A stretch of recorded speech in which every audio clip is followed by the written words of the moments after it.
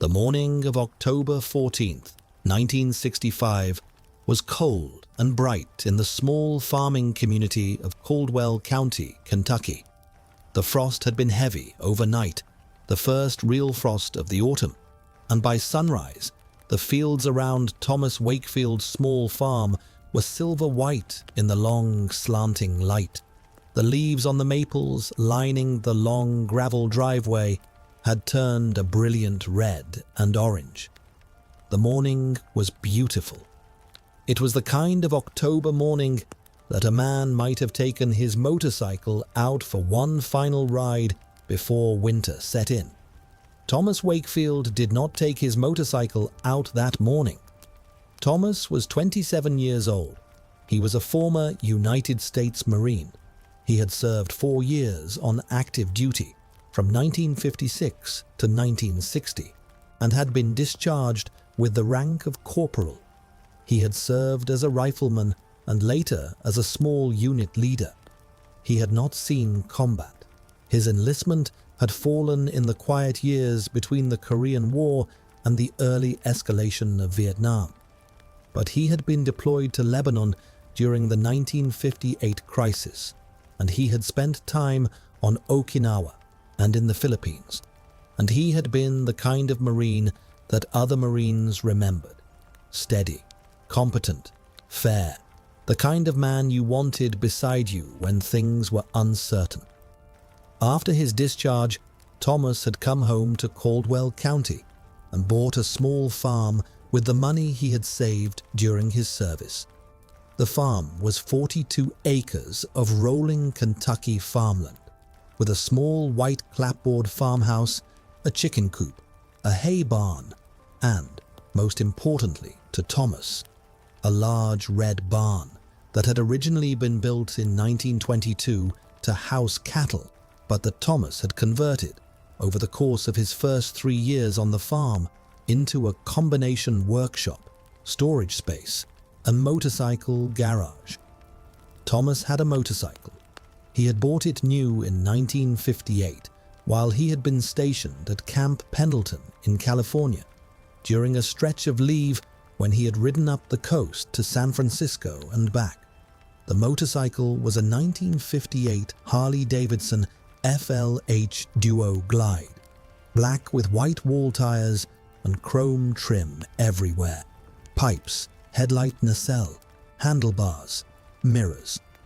The Duo-Glide had been Harley's flagship touring motorcycle that year, the first Harley to have rear suspension as well as front suspension, hence the Duo in the name. The bike was big and beautiful, and had been, when Thomas had bought it, the most expensive thing he had ever owned. He had paid for it with 2 years of saved Marine pay. Thomas had shipped the motorcycle home when he had been discharged in 1960. He had ridden it across the country, from California to Kentucky, taking 3 weeks to make the trip. He had ridden it every weekend after that, on the rolling Kentucky back roads, through the spring and summer and fall, putting it away each winter and bringing it out again each spring. The motorcycle had become, in the 5 years between his discharge and the morning of October 14th, 1965, the most important physical possession in Thomas Wakefield's life. On the morning of October 14th, 1965, Thomas walked out to the red barn just after sunrise. He was wearing a brown leather riding jacket, a wool sweater underneath, dark work pants, and old leather boots. He had not slept the night before. His eyes were red, his face was pale and drawn. His mother, Margaret Wakefield, who lived in the farmhouse with him. Thomas's father had died of pneumonia in 1962, and Margaret had moved into the smaller back bedroom of the farmhouse so that her son could have the master bedroom. Had heard him moving around the house all night. She had heard him in the kitchen at 2 in the morning. She had heard him on the back porch at 4. She had heard the back door close just before sunrise. and had known that her son was going out to the barn. She had not gotten up. She had been a mother for 46 years. She knew when to let her son have his time and when to intervene. The morning of October 14th was a morning to let him have his time. Thomas walked across the cold, frost-covered yard. He went into the barn. He spent about half an hour inside. Margaret could see him through the kitchen window of the farmhouse. She watched the barn door, which Thomas had left open. She could not see what he was doing inside, but she could see that he was moving around. She could see the dim glow of the overhead light he had switched on. After about half an hour, Thomas came out of the barn. He was carrying something in his hand.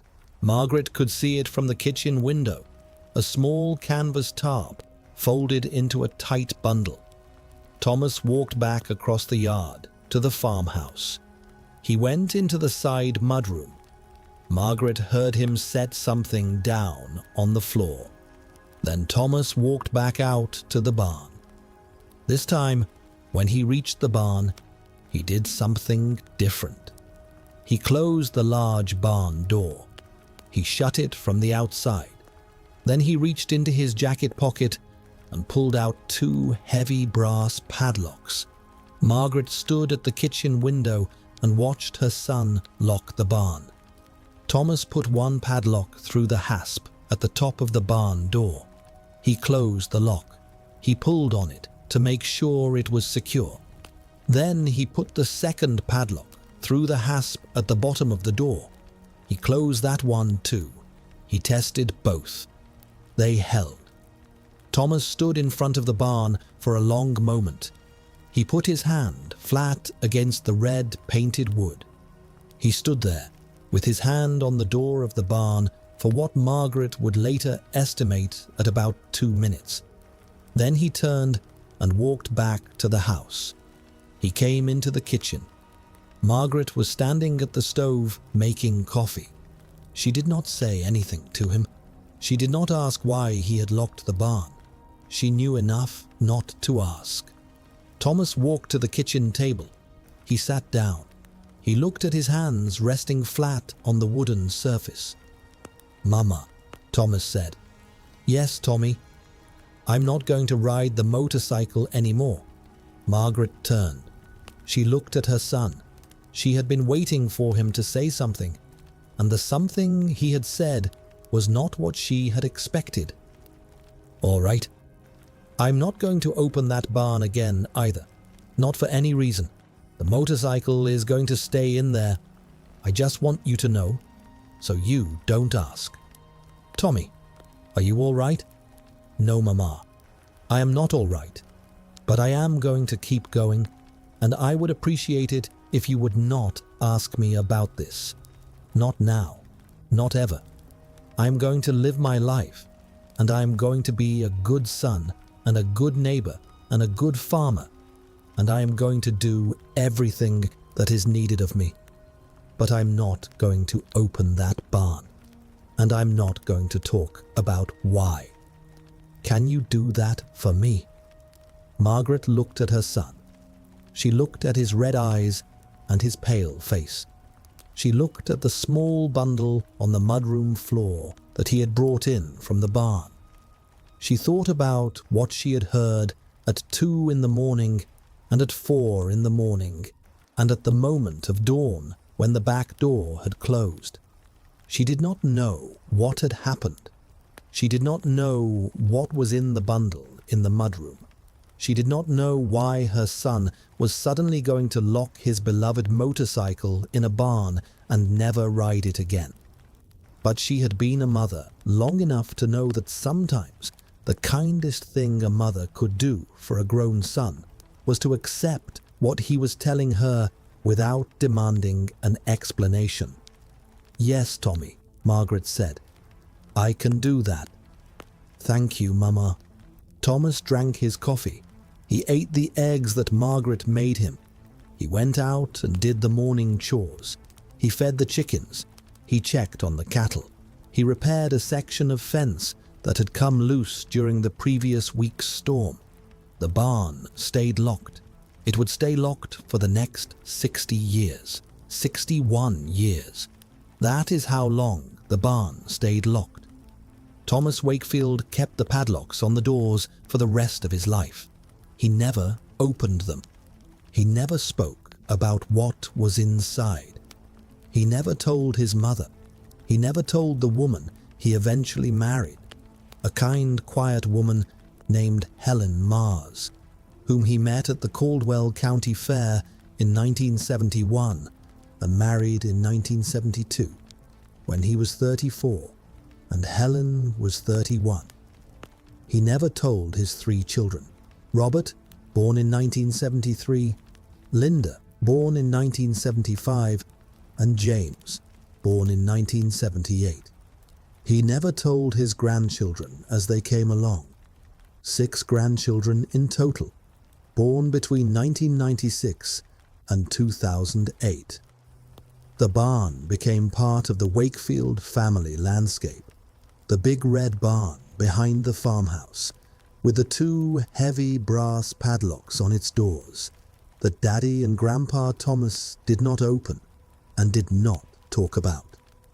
The family knew there was a motorcycle inside. Helen had been told that much before they were married. Thomas had been honest with her about the basic facts. There was a motorcycle in the barn. He had locked it up in 1965 for personal reasons. He was not going to open the barn or ride the motorcycle. He was telling her this so that she would know, before she married him, that there was a thing in his life he was not going to discuss. Helen had accepted it. She had loved Thomas for the man he was, and she had understood that all men carry private things, and she had decided that the locked barn was a private thing she could live with. She had asked once, in 1979, after they had been married 7 years and after their 3rd child had been born, whether Thomas might want to tell her now. She had been gentle about asking. She had said something like, "Tommy, if there is anything you want to tell me about the barn, you can tell me. I am your wife. I will keep whatever you tell me, but I will also not ask again after this." Thomas had been quiet for a long time. Then he had said, "Helen, I love you. I will tell you this much. The motorcycle was important to me. Something happened with it in 1965 that I cannot get past. The barn is locked because I cannot bring myself to open it, and I cannot bring myself to get rid of it. That is all I can say. I am sorry." Helen had nodded. She had not asked again. She had been a wife for the rest of her life.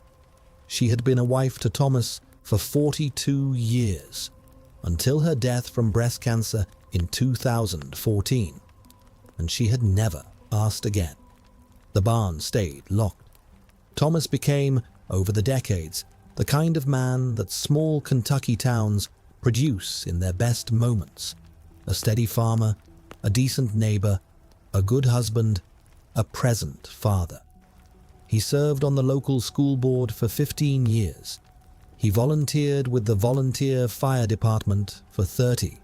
He went to church every Sunday. He paid his bills on time. He raised his 3 children to be decent people, and they became decent people. Robert became a high school teacher in Nashville. Linda became a nurse in Louisville. James became a small business owner in Bowling Green. The Wakefield grandchildren were raised to know their grandfather as a quiet, kind man who told good stories about everything except his Marine years and the contents of the locked barn behind his house. Thomas's mother, Margaret, died in 1989 at the age of 70. She had never asked about the barn. She had taken whatever she knew or suspected to her grave. Helen died in 2014. Thomas continued on the farm alone after Helen's death. He was 76 then. His health was beginning to decline. Arthritis in his knees, the early stages of congestive heart failure, the slow general wearing down that comes to men in their late 70s who have spent their lives on farms. But his mind stayed sharp. He kept up the farm with help from his son Robert, who drove down from Nashville on weekends to help with the heavier work. He kept the barn locked. Thomas Wakefield died on April 3, 2026. He was 88 years old. He died in the same farmhouse where he had been born in 1937 and where he had lived for almost his entire life. The cause of death was congestive heart failure, complicated by a respiratory infection. He had been in declining health for about 6 months. The hospice nurses had been coming twice a day for the last 2 weeks. He died peacefully, in his own bed, at 6:15 on a Tuesday morning, with his son, Robert, holding his hand. His last words, according to Robert, were, "Take care of your mother." Robert did not correct his father. Helen had been dead for 12 years. Thomas had been confused at the end, but Robert understood what his father was saying. His father was saying, "Take care of the family. Take care of the people I cared about." That had been Thomas's whole life. Robert called his siblings. Linda came down from Louisville. James drove up from Bowling Green.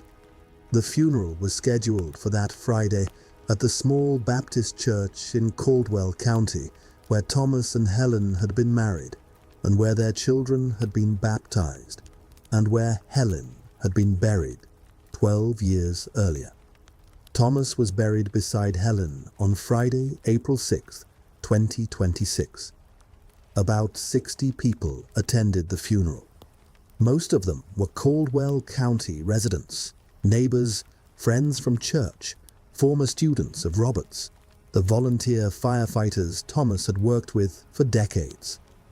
A small group of older Marines from a Marine Corps League post in Owensboro had come to provide military honors at the graveside. They had folded a flag. They had played taps. They had presented the folded flag to Robert, the oldest son, as the next of kin. Robert sat in the front row at the funeral with his wife, Susan, and his 2 adult children, David, 28, and Caleb, 26. Linda sat beside him with her husband and her 3 adult children. James sat next to them with his wife and his 1 adult daughter. 11 Wakefields in the front rows of the church, 2 generations descended from Thomas, mourning the patriarch who had carried a secret his entire adult life. After the funeral, the family returned to the farmhouse. They held a small reception. About 30 people came. They ate sandwiches and drank coffee. They told stories about Thomas. The stories were the same stories the family had been telling all their lives. Stories about Thomas's quiet, steady kindness, about the time he had driven through a blizzard to bring medicine to a neighbor in 1987, about the way he had paid for a local woman's grocery bill when she had been short at the cash register in 1995, about the small, countless decencies that had made up his life. Nobody mentioned the barn. The barn stood behind the farmhouse, 50 yards from the back porch. The 2 heavy brass padlocks were still on the doors. They had been there for 61 years. They were now slightly rusted, slightly worn, but still in place, still locked, still keeping their secret. The reception lasted until about 4 in the afternoon. The neighbors and friends left one by one. By 5 o'clock, only the immediate Wakefield family remained. Robert, Linda, James, their spouses, and the 9 adult grandchildren. 12 people sitting in the living room of the small farmhouse in the slowly fading April afternoon light. Robert stood up. He cleared his throat. "Family," Robert said. "I think we need to talk." The family looked at him. "About what?" Linda asked. "About the barn." The room went quiet. The barn. The locked barn behind the farmhouse. The barn that had been part of the Wakefield family landscape for 61 years. The barn that Daddy had never opened and never explained. Robert took a breath. Dad is gone. The barn, whatever is in the barn, is part of our inheritance now. We have to decide what to do. We have to decide whether to open it. We have to decide whether to honor whatever wish Dad had about keeping it closed, or whether his death changes things. The room was silent for a long moment. Then Caleb, Robert's younger son, 26 years old, the youngest member of the family present except for his cousins, spoke. "Dad," Caleb said, "I think we have to open it." The others looked at him. "He didn't ask us not to," Caleb continued. "He never told us not to. We just assumed all our lives that the barn was a thing we didn't open. But Dad never actually said, 'When I am gone, don't open the barn.' He didn't leave instructions. He didn't write it in his will. The will just says everything goes to us. The house, the land, the buildings, the contents. The barn is ours now. And whatever is in there has been waiting for 61 years for someone to open the door. I think it's time." The family looked at Robert. Robert was the oldest. The decision was effectively his. The others would follow whatever he chose. Robert looked at his son. He looked at his siblings. He looked at his wife, Susan, who was watching him with the patient, supportive look she had been giving him for 32 years of marriage. "All right," Robert said. "Caleb, go get the bolt cutters from the tool shed, the big ones. The barn doors are heavy. The padlocks are probably rusted, but we should be ready for them to put up a fight." Caleb stood up. He walked out to the tool shed beside the farmhouse. The rest of the family stood up. They walked outside. They walked across the backyard in the long April afternoon light. They walked toward the red barn, the same red barn that Thomas had walked toward on the morning of October 14th, 1965, when he had been 27 years old, when he had been a young Marine veteran with a secret nobody yet knew, when he had locked the doors with 2 brass padlocks and turned around and walked back to the farmhouse to start a life of silence about what was inside. The 12 members of the Wakefield family stood in front of the red barn at 5:45 on the evening of April 6th, 2026. The April sunlight was beginning to soften. The frost of October 1965 was 61 years gone. But the air had the same kind of crisp coolness that had been in the air on the morning Thomas had closed the barn for the last time. Caleb came back from the tool shed. He was carrying a pair of large bolt cutters. The handles were almost 3 feet long. He walked to the barn door. He looked at the top padlock. He looked at the bottom padlock. He looked at his father. "You sure, Dad?" Robert looked at his son. He looked at the barn. He looked at his family standing behind him. "Open it, Caleb." Caleb raised the bolt cutters to the top padlock. He squeezed the handles. The cutters bit into the brass. The padlock resisted for a moment, then snapped open with a sharp metallic crack that echoed through the cold April evening. Caleb pulled the broken padlock off the hasp. He let it fall to the ground. He raised the bolt cutters again. He cut the second padlock. The bottom padlock fell. Caleb set the bolt cutters down. He looked at the barn doors. He put his hands on the wood, the same wood his grandfather had pressed his palm against in October of 1965. And he pushed. The barn doors creaked open, slowly. The hinges had not been moved in 61 years. The wood had warped slightly. The doors stuck for a moment, then gave way, swinging outward into the April evening.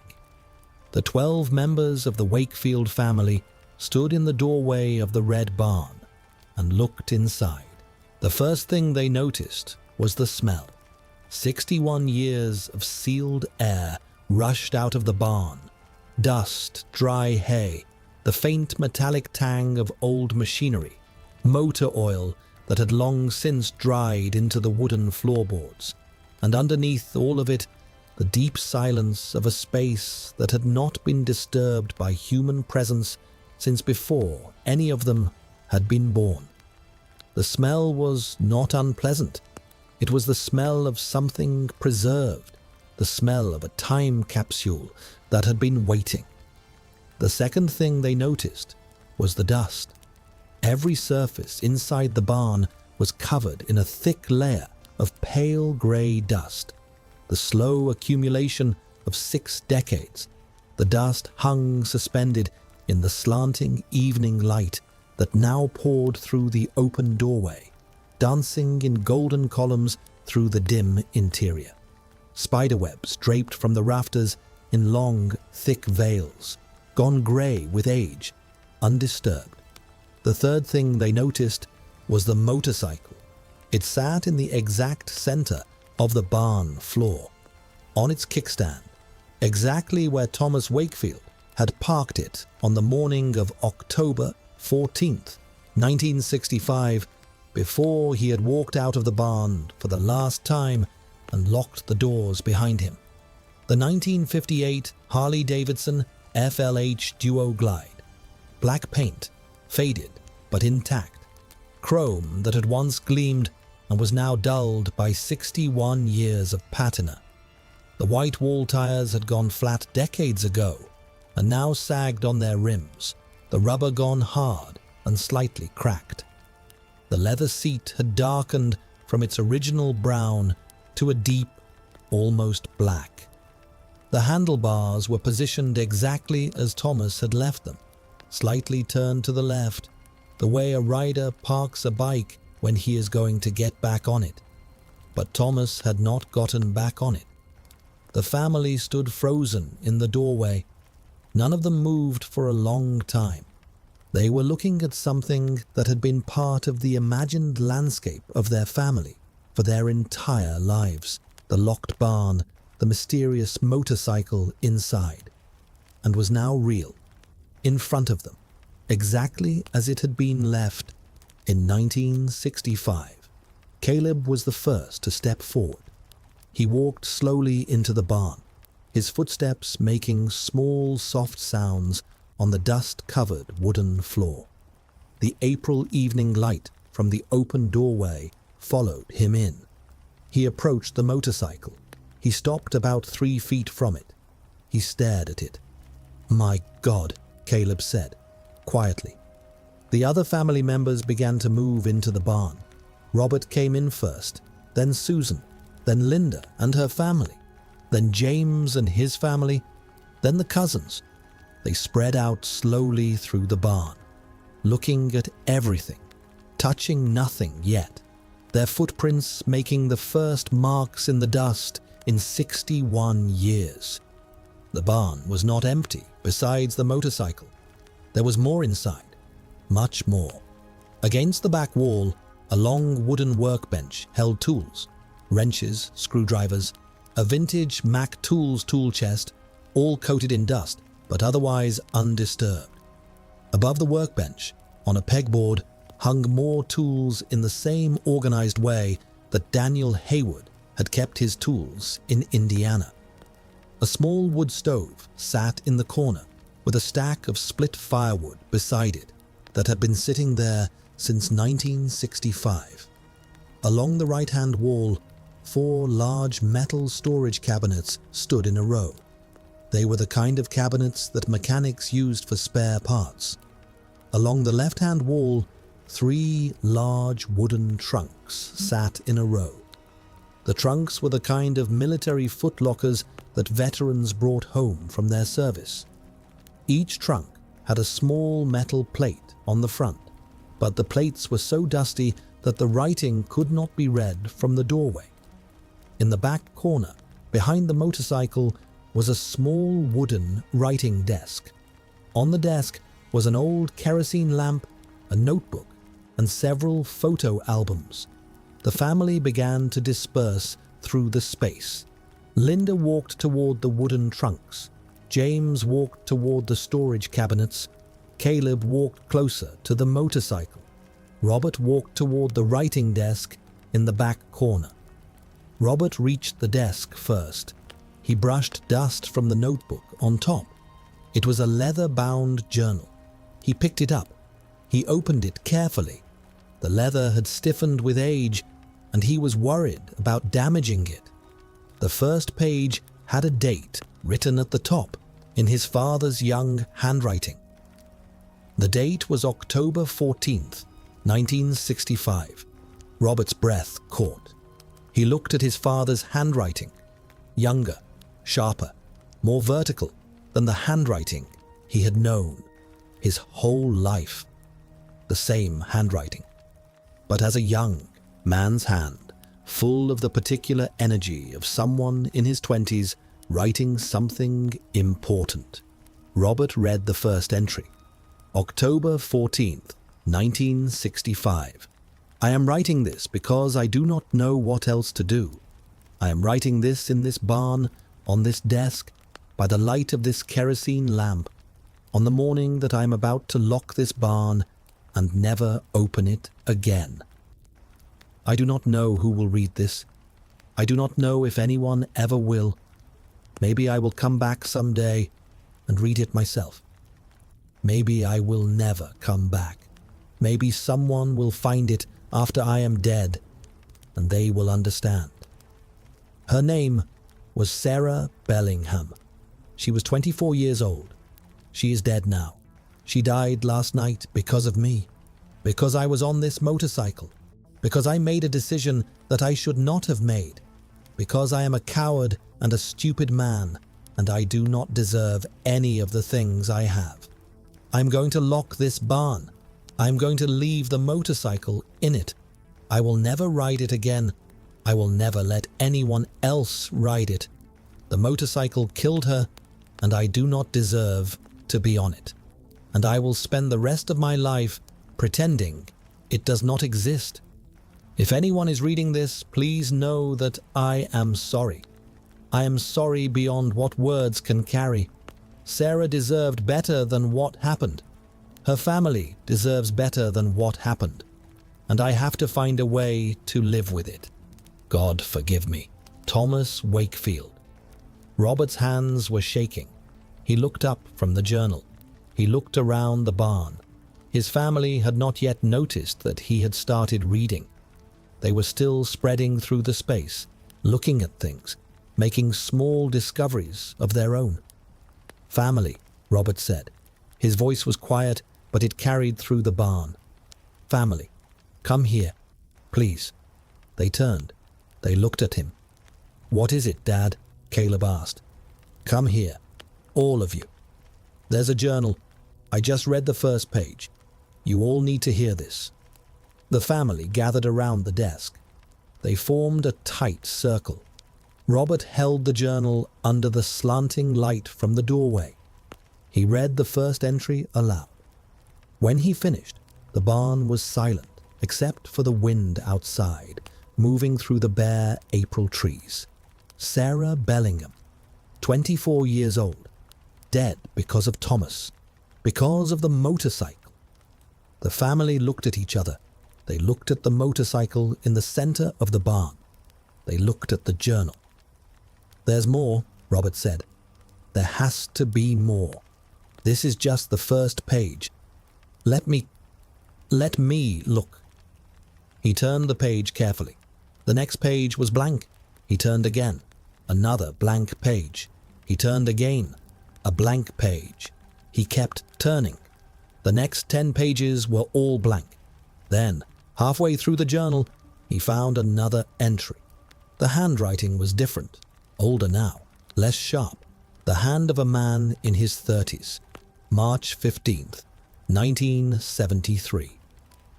I have been a husband for almost a year. Helen is pregnant. We are going to have a baby in May. A son, the doctor thinks. I should be happy. I am, in some way. But I am also writing in this journal again because I could not sleep tonight and I came out to the barn.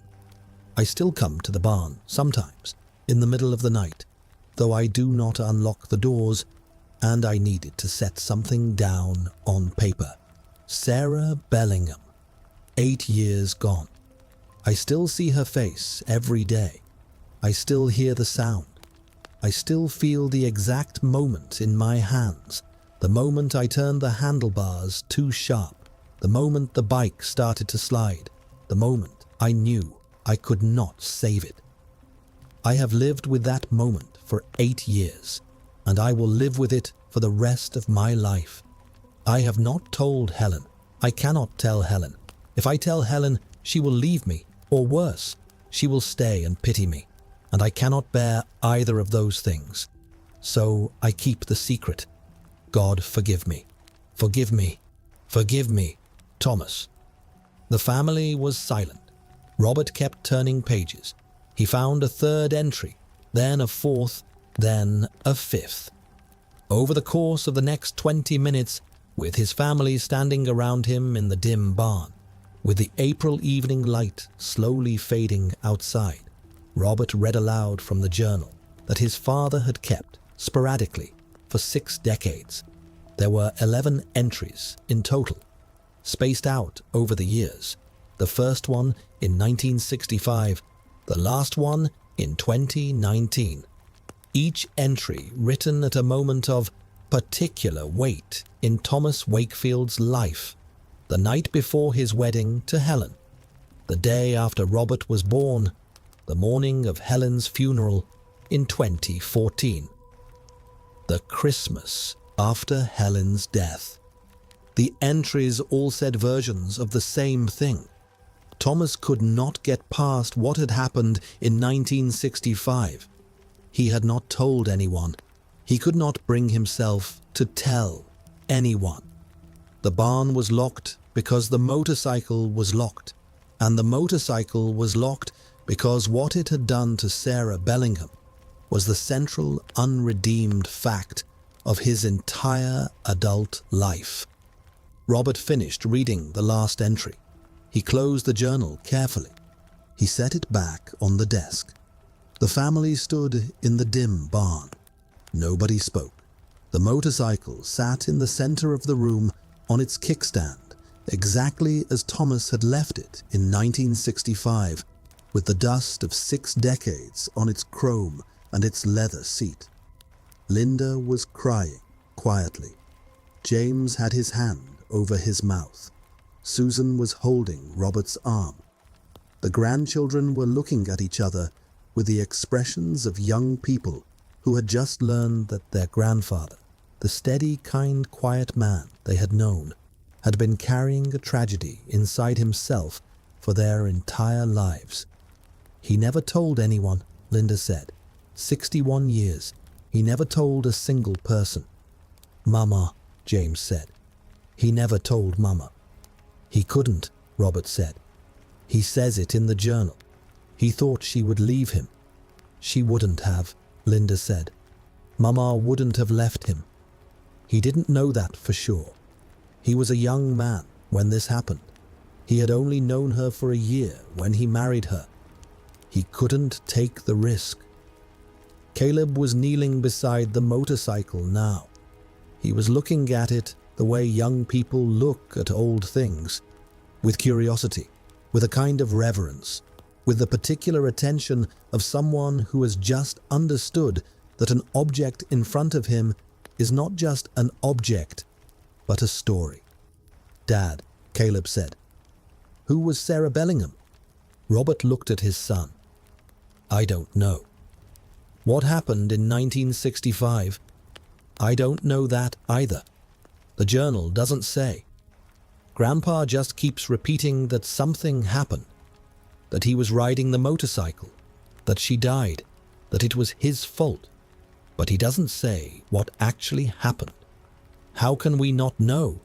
In a town this small, something like this would have been local news. Linda spoke up. It was 1965. There was no internet. The local newspapers don't go back that far online. And, Caleb, your grandfather did not want anyone to know. If he kept this hidden, he probably did everything he could to make sure it didn't become a story people remembered. Caleb stood up. He brushed dust off his knees. Dad, Aunt Linda, Uncle James, I want to find out what happened.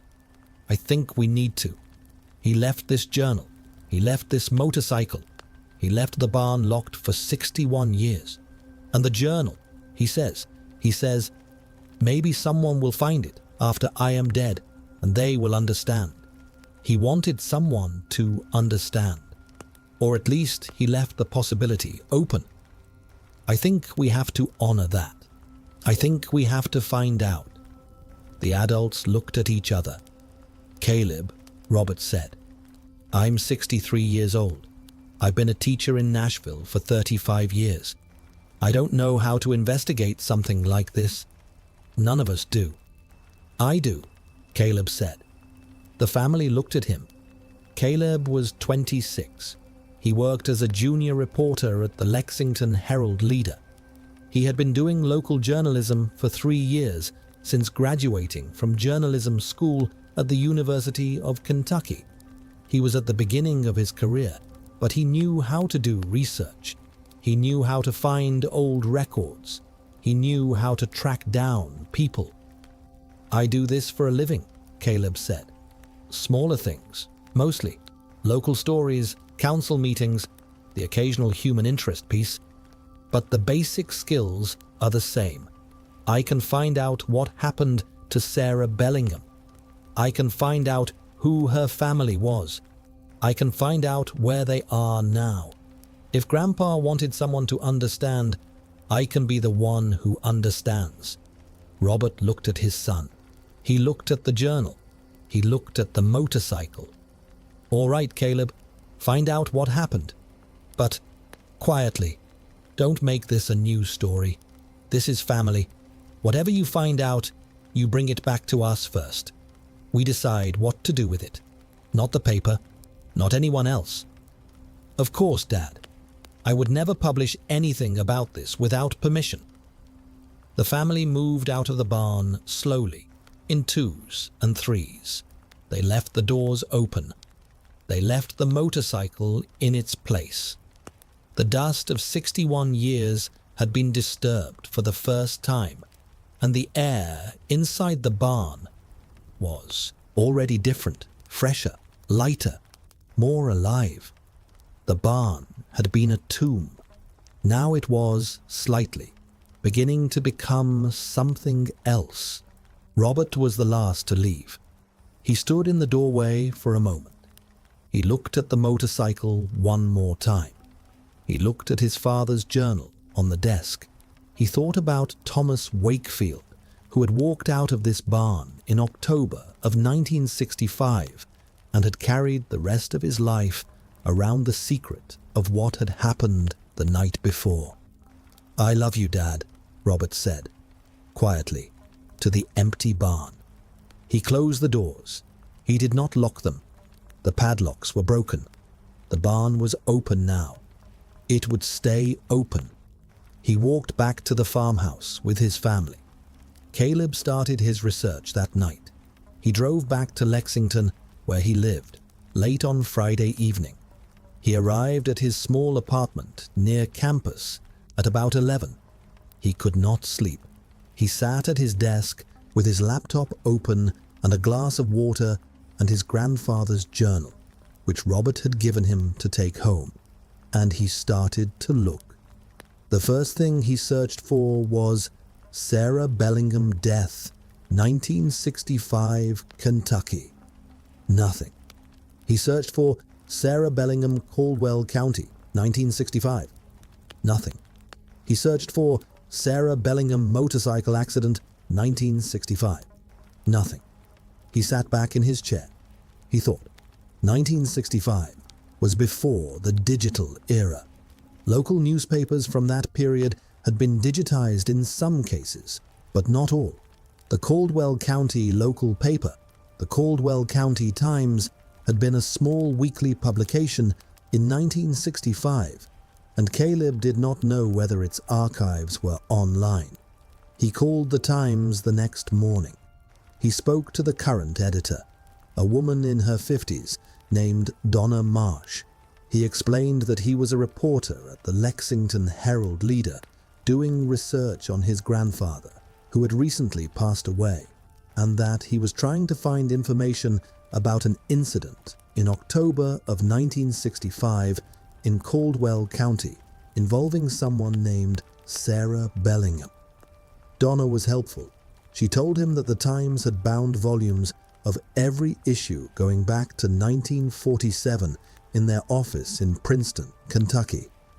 The volumes had not been digitized, but she would be happy to let Caleb come by and look through them in person. Caleb drove to Princeton that Saturday afternoon. He arrived at the Times offices in the late afternoon. Donna met him at the door. She led him to a back room where the bound volumes were kept on long wooden shelves. The volumes were tall and heavy, each one containing 6 months of weekly issues. Caleb found the volume for the second half of 1965. He pulled it down. He took it to a small table by a window. He started reading. The Caldwell County Times in 1965 had been a thin paper, usually about 12 pages, with local news, classifieds, school sports, church news, and the small particular events of a small Kentucky farming community. Caleb worked through the issues from July, August, September. Nothing about Sarah Bellingham. Nothing about a motorcycle accident. He reached the issue from October 16th, 1965, published 2 days after the date in his grandfather's first journal entry. The front page headline was, "Tragic Accident on Route 109, Claims Young Mother." Caleb's breath caught. He read the article carefully. Princeton. A young Caldwell County mother was killed Wednesday night when she was struck by a motorcycle on Route 109, north of Princeton. Sarah Catherine Bellingham, 24 of Crider, was pronounced dead at the scene. She had been walking along the road in the early evening when the accident occurred. The motorcyclist, whose name has not been released by the Caldwell County Sheriff's Department pending further investigation, reportedly lost control of his motorcycle while attempting to swerve around the victim. Both the motorcycle and the rider sustained damage, but the rider was treated and released at the scene. Mrs. Bellingham is survived by her husband, Henry Bellingham, 26, and their infant son, Henry Bellingham Jr., 8 months. The family has lived in Crider for the past 3 years, where Mr. Bellingham works at the Crider feed mill. Mrs. Bellingham was reportedly walking home from a neighbor's house on the evening of the accident. The exact cause of the accident remains under investigation by Sheriff Earl Wickham. Funeral services will be held Saturday at the Crider Baptist Church. Caleb sat at the table in the small back room of the Caldwell County Times offices and read the article 3 times. He set down the volume carefully. He stared out the window at the grey October afternoon. Sarah Bellingham, 24 years old, a young mother, an infant son named Henry Bellingham Jr., 8 months old, a husband named Henry Bellingham, 26, who worked at a feed mill. She had been walking home from a neighbor's house when she had been struck by a motorcycle. The motorcyclist's name had not been released. The article said he had been treated and released. Caleb's grandfather had been alive. Sarah Bellingham had died. Caleb looked through the next several issues. He found a follow-up article in the October 23rd issue. The motorcyclist had been identified as Thomas H. Wakefield, age 27, of Caldwell County. No charges had been filed. The sheriff had ruled the accident a tragic incident in which the motorcyclist had been attempting to avoid striking the pedestrian and had lost control. No alcohol had been involved. Visibility had been poor. The road had been wet from earlier rain. Sarah Bellingham had been wearing dark clothing. The article mentioned that Thomas Wakefield had attended Sarah Bellingham's funeral the previous Saturday and had spoken privately with the Bellingham family afterward. Caleb closed the bound volume. He had what he needed. He had the facts of the accident. Now he needed to find the Bellingham family. He thanked Donna and drove back to Lexington. That evening, he started a different kind of search. He searched for Henry Bellingham Jr., age 60, in Kentucky. He used public records databases that the Herald Leader subscribed to for journalism work. He found him. Henry Bellingham Jr. was now 60 years old. He still lived in Kentucky, in a small town called Madisonville, about 40 miles from Princeton. He worked as an accountant. He had been married for 35 years. He had 2 adult children and 4 grandchildren. His mother had been killed when he was 8 months old in a motorcycle accident on Route 109 in October of 1965. Caleb wrote down the address. He sat at his desk and looked at it. He had a choice to make. He could write a letter to Henry Bellingham Jr. He could call him. He could drive to Madisonville and knock on his door. He could approach this carefully or aggressively. He could be a journalist or he could be a grandson. He thought about it for a long time. He decided to be a grandson first, a journalist second. He decided to write a letter. He sat at his desk on Saturday night and wrote a letter to Henry Bellingham Jr. He told him who he was. He told him about Thomas Wakefield's death the week before. He told him about the locked barn. He told him about the journal. He told him that his grandfather had carried the weight of Sarah Bellingham's death for 61 years, and that the Wakefield family had only just discovered what had happened, and that he, Caleb, did not know what Henry's feelings would be about hearing from a Wakefield, but that he wanted Henry to know what his grandfather had felt, and that he was sorry. He asked at the end of the letter whether Henry would be willing to meet, to talk, to share whatever each side could share. He included his phone number. He mailed the letter Monday morning. He waited. 5 days passed. Caleb did not hear back. He went to work. He covered a city council meeting. He wrote a piece about a local farmer's market. He tried not to obsess about the letter. He failed.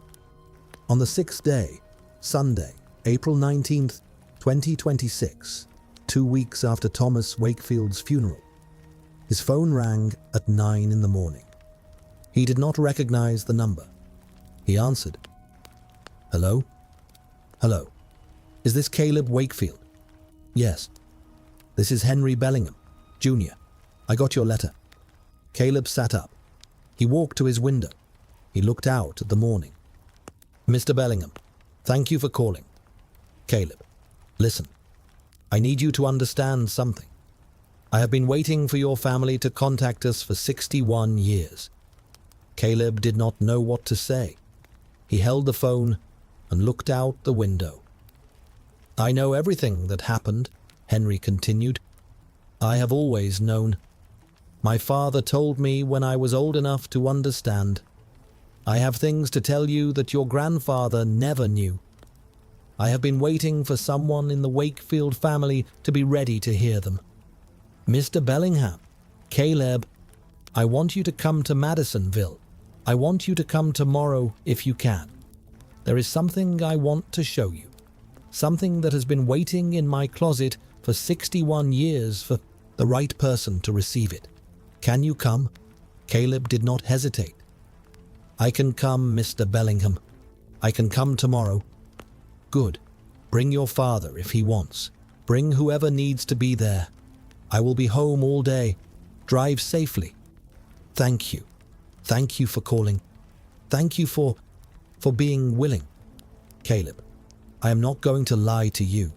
I have been angry about this my whole life. But the anger I have been carrying is not the anger you think it is. Come tomorrow. I will explain everything. Goodbye." The line went dead. Caleb sat at his window with the phone in his hand. Whatever he was about to learn was going to be different from what he had thought. Caleb called his father immediately after he hung up with Henry Bellingham. "Dad, I just talked to Sarah Bellingham's son. He wants me to come to Madisonville tomorrow. He says he has things to tell us that Grandpa never knew." There was a long silence on the other end of the line. Then Robert said, "What does that mean?" "I don't know. He said he's been waiting for 61 years for a Wakefield to contact him. He said he's been angry his whole life, but not the kind of angry I think. He said to bring whoever needs to be there. Dad, I want you to come. I think we both need to be there." "Caleb, I'm in Nashville. I can drive up tonight. I'll stay with you. We'll go together in the morning. Tell Mom. Tell Linda and James. I think they should know what's happening, even if they're not coming." "I will." Robert drove up to Lexington that evening. He arrived at Caleb's small apartment just after 9. Susan had stayed in Nashville. She had a doctor's appointment Monday morning that she could not move, but she had told Robert to call her the moment they came back from Madisonville. Linda and James had been informed. Both of them had said the same thing. "Go. Find out. Tell us everything when you come home." Robert and Caleb sat at Caleb's small kitchen table that night with the journal between them. Robert read through it again, not just the passages Caleb had read aloud in the barn, but all of it carefully, including the entries Caleb had not had time to absorb. Robert was looking for anything they might have missed, any clue about what Henry Bellingham Jr. might mean by things your grandfather never knew. There was nothing. The journal was Thomas's grief and Thomas's guilt and Thomas's apologies, repeated across the decades, but it contained no information that suggested there had been any contact between Thomas and the Bellingham family after the accident. Thomas had attended the funeral. He had spoken to the family afterward. The newspaper article had said so.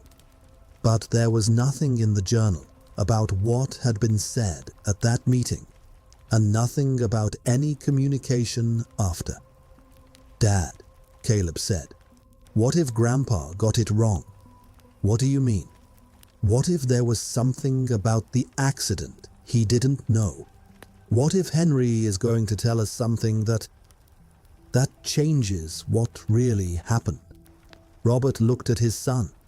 He looked at the journal. "I don't know, Caleb. I have spent 2 weeks now thinking about my father and what he carried. I have not had time to imagine that what he carried might have been the wrong burden. But yes, it's possible.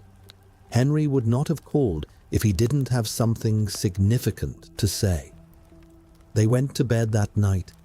Neither of them slept well. They left Lexington at 7 in the morning. Madisonville was about 3 hours west, across the rolling Kentucky farmland, through the small towns of Frankfort and Bardstown and Elizabethtown, into the western part of the state that was geographically and culturally a different place than the bluegrass country around Lexington. Robert drove. Caleb sat in the passenger seat with the journal in his lap and a small notebook he had brought from his apartment in case he needed to write things down. They arrived in Madisonville just before 10 in the morning. Henry Bellingham Jr.'s house was a modest brick ranch on a quiet residential street. A pale blue sedan was parked in the driveway. The lawn was mowed. The shrubs in front of the house were trimmed. The house looked like the kind of house that belonged to a 60-year-old retired accountant who took care of his property and lived a steady, ordinary life. Robert and Caleb walked up the front walk. Robert rang the doorbell. The door opened almost immediately. Henry Bellingham Jr. was 60 years old.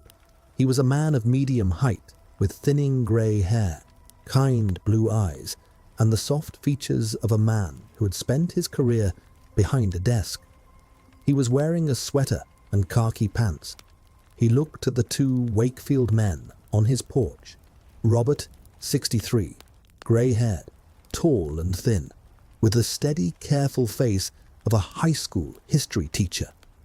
And Caleb, 26, sandy-haired, taller than his father, with the open, curious face of a young journalist who was trying very hard to be a grandson first. Henry's face was hard to read. There was emotion there, but it was not the emotion they had expected. It was not anger. It was not exactly sadness. It was something else. "Come in," Henry said. He stepped back. He held the door open. "Please, come in." Robert and Caleb walked into the small foyer. Henry led them into the living room. The living room was comfortable and clean.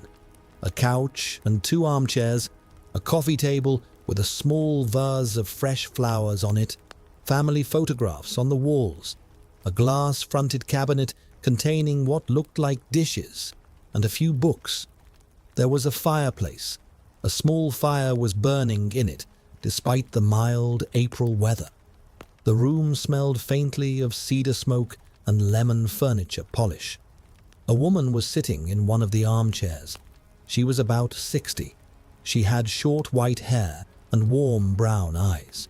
She stood up when Robert and Caleb came into the room. "This is my wife, Diane," Henry said. "She knows everything. She wanted to be here." Diane stepped forward and shook hands with both of them. Her hand was warm. Her grip was firm. "Robert, Caleb, please sit down.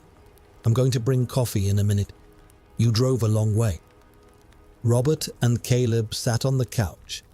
Henry sat in the armchair across from them. Diane went into the kitchen.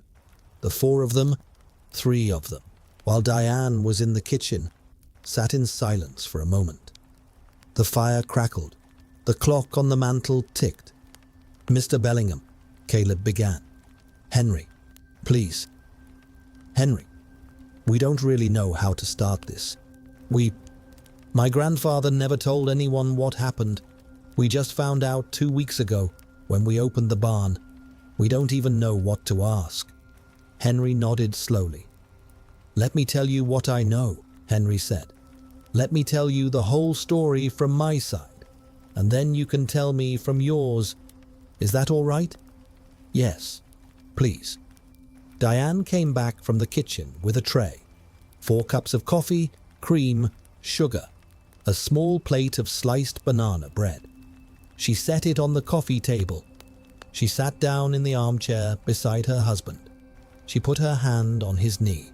She was steadying him. Robert and Caleb both noticed. Henry took a breath. "My mother's name was Sarah Catherine Bellingham," Henry began. "She was 24 when she died. She was born in 1941. She had been raised in Crider, Kentucky, about 10 miles north of Princeton. She had married my father, Henry Bellingham Sr., when she was 21. I was their first child. I was 8 months old when she was killed." He paused. He looked at the coffee on the table. He did not pick it up. For most of my life, I knew the basic facts. My mother had been killed by a motorcycle on Route 109 in October of 1965. The motorcyclist was a young Marine veteran named Thomas Wakefield. The sheriff had ruled the accident not the motorcyclist's fault. My mother had been walking on the road in the dark in dark clothing. The motorcyclist had tried to avoid her. The road had been wet. The bike had slid. No charges had been filed. Henry took another breath. What I did not know, what nobody outside my immediate family knew, was the rest of the story. The rest of the story was something my father told me when I was 16 years old. He told me on a Saturday afternoon in 1981, sitting on the porch of our house in Kryder. He told me because he had decided I was old enough. He told me because he wanted me to know before I went off to college. He told me because he had been carrying it himself for 16 years, and he needed someone in the family to know. Henry looked up. He looked at Robert. He looked at Caleb. My mother was not just walking on Route 109 that night. My mother was walking on Route 109 that night because she was running away from my father. Robert and Caleb stared at him. My father, Henry Bellingham Sr., was, by his own admission, a man with a drinking problem in 1965. He had been a heavy drinker since he had come back from a job overseas in 1962. He had been working construction in Saudi Arabia for 2 years and had come back with the drinking habit and the temper that often comes with it. He had not been a good husband to my mother. He had hit her more than once. He had broken her arm in 1964. He had threatened her with a knife in early 1965. My mother had been living in fear of my father for the last year of her life. Henry's voice was steady. He had told this story before, probably many times, to himself, if not to others. On the evening of October 13th, 1965, my father came home drunk. He had been drinking at a bar in Princeton with some men from the feed mill. He came home angry. I do not know what exactly happened that night. My father told me the story, but he could not tell me everything because he had been too drunk to remember everything. What he remembered was that he had been yelling at my mother. He had picked me up out of my crib and had been shaking me. My mother had been screaming at him to stop. My father had become enraged. He had thrown his coffee cup against the wall. He had hit my mother in the face hard enough to knock her down. He had threatened to kill her. Henry paused. He was quiet for a moment. My mother had gotten up. She had grabbed me. She had run out of the house. It was about 8 o'clock at night. The road was wet. There had been rain earlier. The temperature was cold. My mother had not even had a coat. She had run out of the house in just a blouse and a skirt, holding me wrapped in a blanket. She was running to a neighbor's house. The neighbor lived about 1.5 miles down Route 109. The neighbor was a woman named Mrs. Eleanor Riggs, who was an older widow who had been a friend of my mother's. My mother had been at Mrs. Riggs's house earlier in the day. The neighbor had told her that if anything ever happened, my mother could come to her in the middle of the night and Mrs. Riggs would help her get to safety. Henry looked at his hands. My mother was walking on Route 109 that night because she was running for her life. She was holding me. She was trying to get to Mrs. Riggs's house. She was walking on the side of the road in the dark and the rain. She was wearing dark clothing because that was what she had had on. She had not been able to stop and put on a coat or change her clothes or do anything other than grab her baby and run. Caleb was very still. Robert was very still. Then Thomas Wakefield came around the curve. Henry stopped. He looked at Robert and Caleb. My father's story, the story he told me, was this. The first he heard of the accident was when the sheriff arrived at his door at about 9 o'clock at night. The sheriff told him that there had been an accident, that his wife had been killed, that his son was injured but alive, that the motorcyclist was at the scene and was unhurt. Henry took a breath. My father went to the scene. He went to the hospital, where I had been taken. I had been thrown from my mother's arms, but the blanket she had wrapped me in had cushioned my landing in the grass beside the road, and I had survived with only minor scrapes. I was kept in the hospital overnight. My father stayed in Princeton at the small county hotel that night because he did not want to go back to the house. He sobered up. He thought about what had happened. He realized that his wife had been running from him when she had been killed. He realized that his wife had been killed because of him. He realized that his 8-month-old son had been in his mother's arms on the side of a wet, dark road in October because the boy's father had been drunk and violent. Henry's voice was tight. He had to pause to take a breath. The next morning, my father went to see Thomas Wakefield. Robert leaned forward. He went to see Grandpa. Yes, he went to the Wakefield farm. He arrived at about 10 in the morning on October 14th, 1965. Your grandfather had been up all night. He had been sitting in the barn alone for hours. He came out of the barn when he saw my father's car pull up the driveway. He thought my father was coming to kill him. He thought my father had come for revenge. Henry looked at Robert and Caleb. My father told him the truth. My father told Thomas Wakefield what had really happened. My father told him that my mother had been running from him. My father told him that the accident had not been his fault. My father told him that he, Henry Bellingham Sr., was the one who had killed his wife by being the kind of husband who had made her run into the night with her baby. The room was silent. My father was crying when he told Thomas. According to him, your grandfather sat down on the ground and started crying too. The two men sat in the gravel driveway of the Wakefield farm at 10 in the morning on October 14th, 1965, both of them crying, both of them broken by what had happened the night before. My father said it lasted maybe 10 minutes, the two of them sitting there, crying. Two young men who had both just had their lives destroyed by what had happened on Route 109 in the rain. Henry paused. My father then told Thomas something else. He told him that the sheriff had already ruled the accident not Thomas's fault.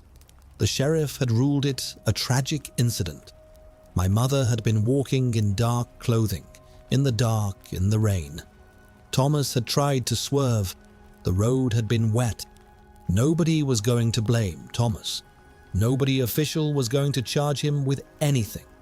My father told Thomas to live his life, to not carry this. My father said, I am the one who killed her. I made her run. You are the one who tried to swerve. You did everything you could. I am going to carry this. You should not have to. Henry took a breath. And then, my father did something else. My father gave Thomas a promise. My father said, I am going to change my life. I am going to stop drinking.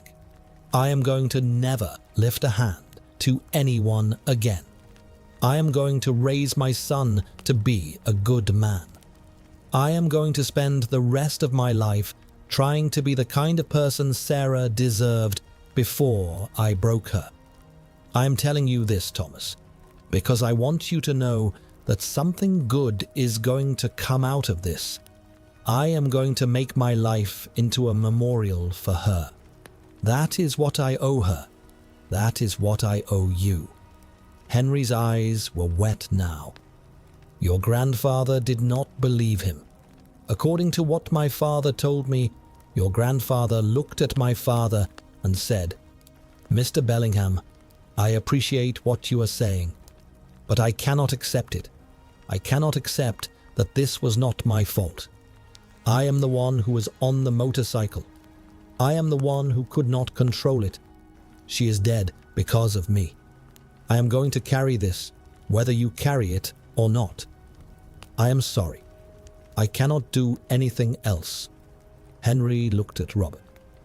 "My father told me that he tried to convince Thomas for another half hour. He stayed in the driveway. He talked. He explained. He pleaded. Thomas would not budge. Thomas was a Marine. Thomas had a strict idea of what responsibility meant. The motorcycle had been his. He had been on it. She had died. He could not let go of that. My father finally drove away. He never spoke to Thomas Wakefield again. He never wrote him a letter. He never called him. He had said what he could say. He had told the truth. He could not make Thomas accept the truth." Henry looked at his coffee cup. He had still not picked it up. "My father kept his promise. He stopped drinking on October 14th, 1965, the morning after my mother died. He never touched alcohol again. He went to church the next Sunday. He started attending AA in 1966 when it became available in Princeton. He raised me as a single father. He never remarried. He never even dated again. He worked at the feed mill for 42 years. He paid for my college. He walked me down the aisle at my wedding to Diane in 1990. He held my children in his arms when they were born. He was, for the rest of his life, from the morning of October 14th, 1965, until the day he died in 2008 at the age of 70.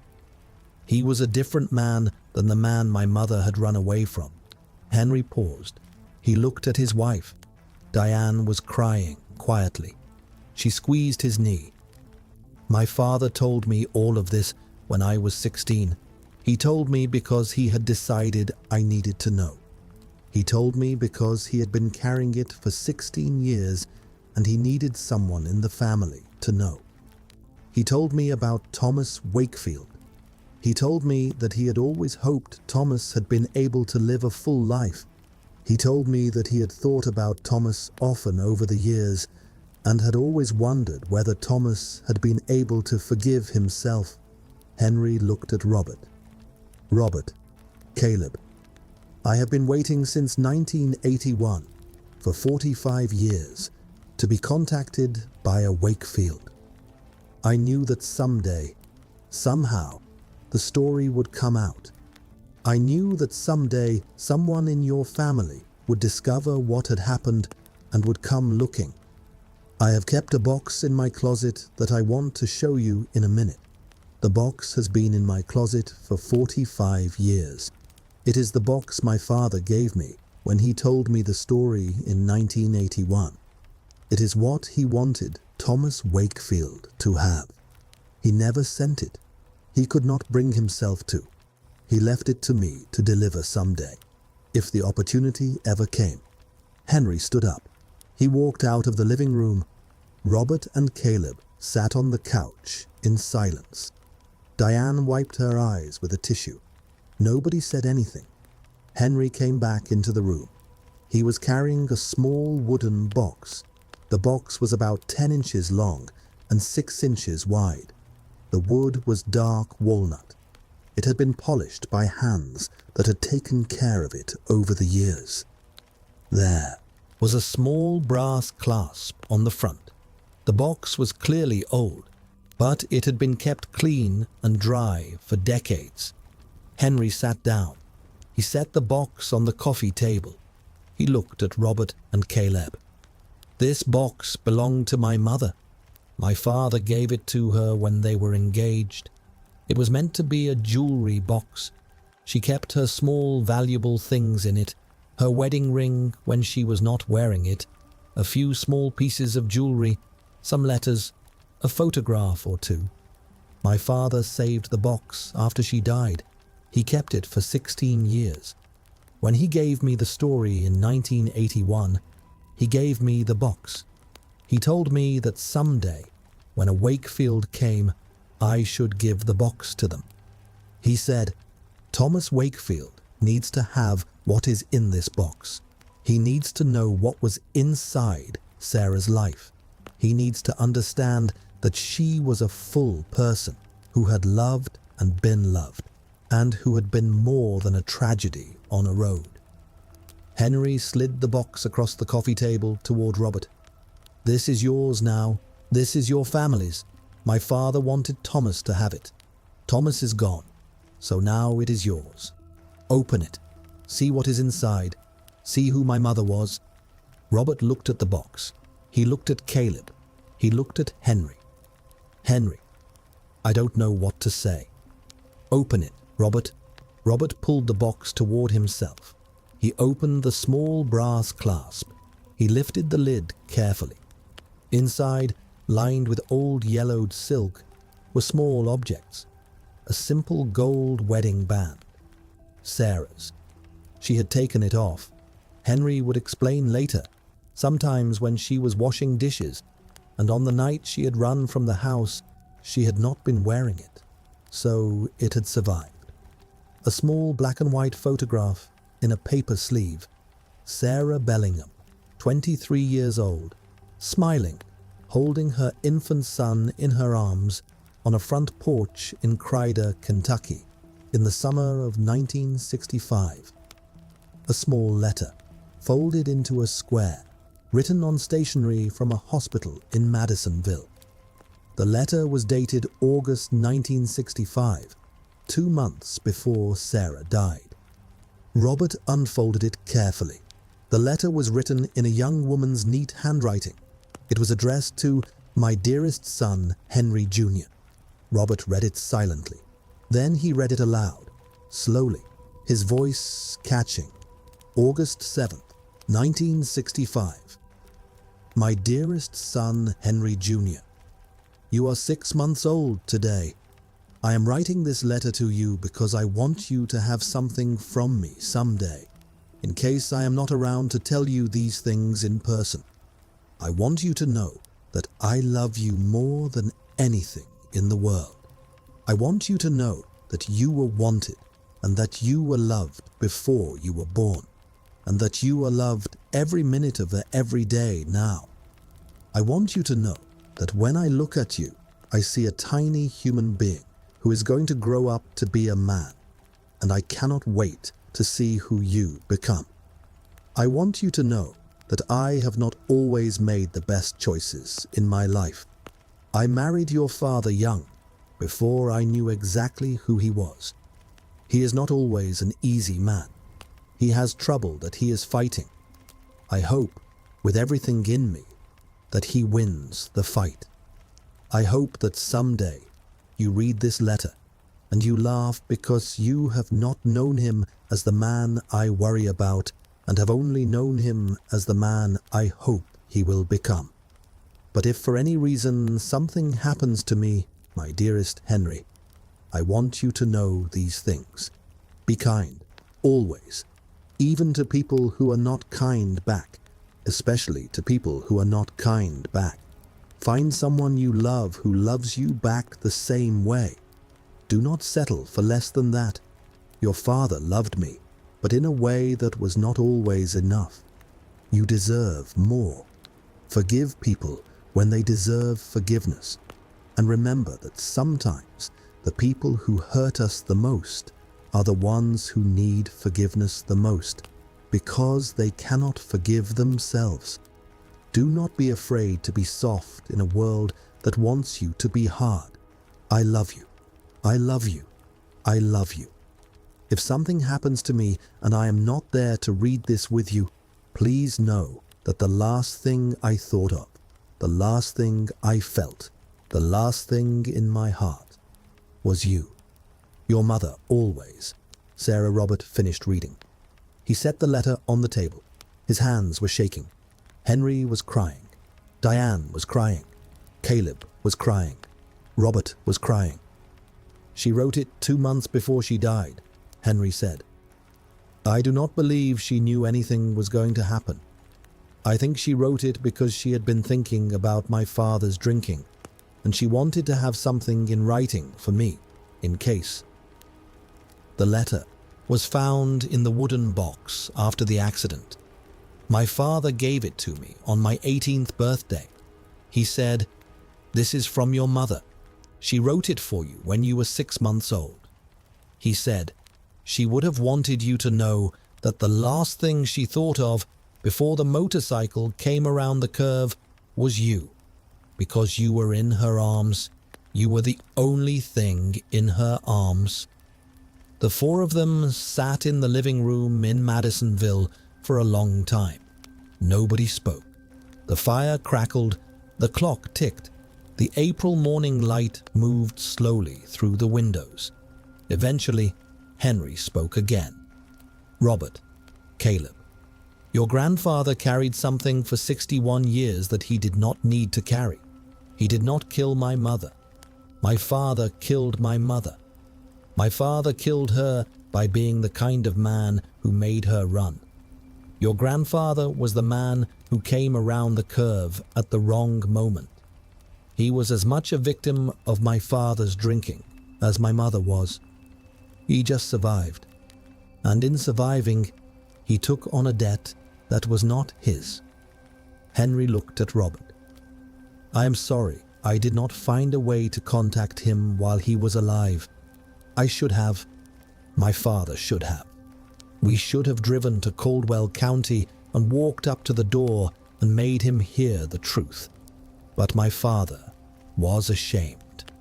My father had told Thomas the truth once, and Thomas had not been able to accept it, and my father had decided that maybe Thomas needed to carry his version of things in order to live his life. We made a choice, my father, and then me, after he died, to leave Thomas alone with what he believed. We thought it was kindness. Maybe it was. Maybe it wasn't. I am sorry." Robert looked at Henry. He looked at the letter. He looked at the small gold wedding band in the wooden box. "Henry," Robert said, "you don't have anything to apologize for. My father made his own choices about what to carry. He had information. He chose not to accept it. That was on him, not on you, not on your father. I don't know what to do with all of this. I don't know how to feel." "Robert, there is one more thing." Henry stood up.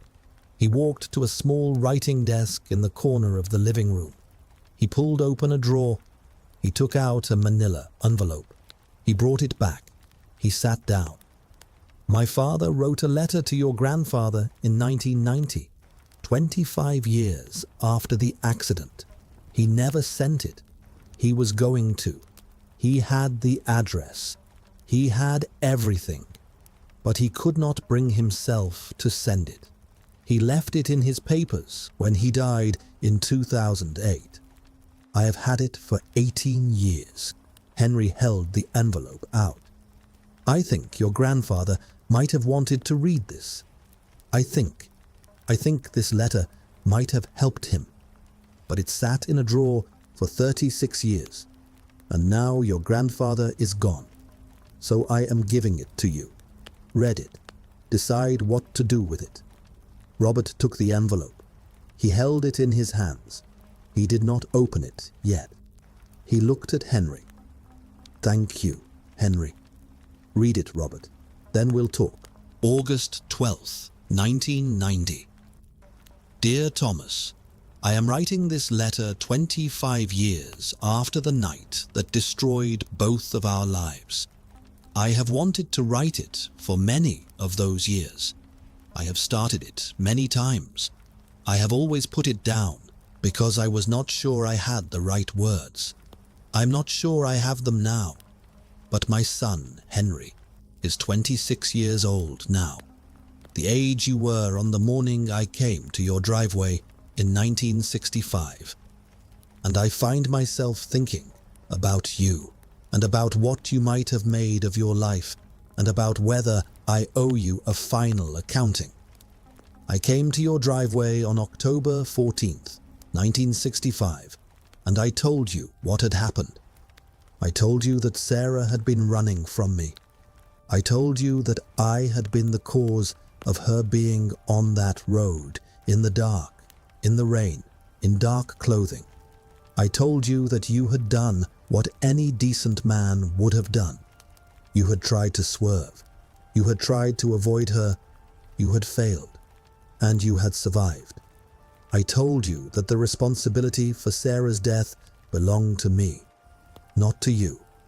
You did not accept it. I have thought, over the years, about why you did not accept it. I think I understand now. You were a Marine. You had been trained to take responsibility for what was in your hands. The motorcycle was in your hands. Sarah died on the road in front of your motorcycle. Your training would not let you let go of that, no matter what the actual cause of the accident had been. I understand that, Thomas. I respect it, even though I wish you could have heard me. But I want to tell you something today, 25 years later, that I could not have told you in 1965, because I did not yet know it. My life has been worth living because of what happened that night. That sounds like a terrible thing to write. Let me explain. Until that night, I had been a man who was destroying himself and everyone around him. I had been a drinker for 3 years. I had been a violent man for almost as long. I had broken my wife's arm. I had threatened her with a knife. I had been shaking my own infant son the night she ran. I was on a path that was going to end with me killing my family, and then probably myself, before I was 40 years old. I see that path clearly now. I could not see it then. On the morning of October the 14th, 1965, I sat in a cheap hotel room in Princeton, and I understood what I had done. My wife was dead. My son was in a hospital bed. The man on the motorcycle was a young Marine who had tried to save my wife and had not been able to. The accident had not been his fault. The accident had been my fault in every way that mattered, even though I had never been on the road. I made a decision in that hotel room. I made a decision to become a different man. I drove out to your farm to start that. I told you the truth. I asked you to release yourself from the burden. You would not. So I had to release myself, alone. And I had to do it by living the rest of my life as a memorial to my wife. I have been sober since October 14th, 1965. 25 years and 1 day. I have not had a drink in any form since. I have not raised my hand to another person since. I have raised my son alone. I have tried to be the kind of man Sarah deserved before I broke her. I have failed many times. I have kept going. My son Henry is 26 years old now. He is a good young man. He is in college studying to be an accountant. He is engaged to a kind young woman named Diane, who reminds me, in small ways, of his mother. He does not yet know the full story of how his mother died. I am going to tell him soon. He is old enough now. He has been asking questions for the past several years, and I cannot keep putting him off. Thomas, I do not know what your life has been like. I have not contacted you in 25 years because I did not know if I would be welcome. But I want you to know this. Whatever guilt you have carried, and I imagine, knowing the kind of man you were that morning in 1965, that you have carried a great deal. Please understand that you do not owe it. You did not cause my wife's death. I did, and the proof of it is that my life, since that night, has been a different life than the life that was killing her. I have been a different man. I have kept my promise to her every day for 25 years. The man I was on the night she died has been dead for as long as she has. If you ever feel that you should not be alive, that you should not be allowed to enjoy your life, that you should not be permitted to love your wife or your children or your friends because of what happened on Route 109 in 1965, please, Thomas, do not accept that. The man who killed Sarah is not you. The man who killed Sarah is not even me anymore. The man who killed Sarah died in a Princeton hotel room on the morning of October 14th, 1965, and I have been a different man ever since. Please let yourself live, Thomas. Please let yourself enjoy what you have built. Sarah would have wanted that for you. I want it for you. And I will spend the rest of my life thanking God that you survived, because if you had not, my son and I would have lost the chance to live in a world where we have made something good from what was lost. With everything in me, your fellow survivor, Henry Bellingham. Robert finished reading.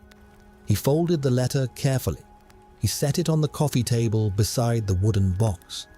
He sat very still. The room was quiet. The fire crackled. The clock on the mantel ticked. Caleb had his hand over his mouth. Diane was crying openly now.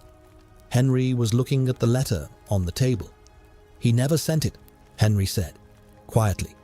He wrote it. He folded it. He put it in an envelope. He addressed the envelope. He even put a stamp on it. You can see the stamp is still there.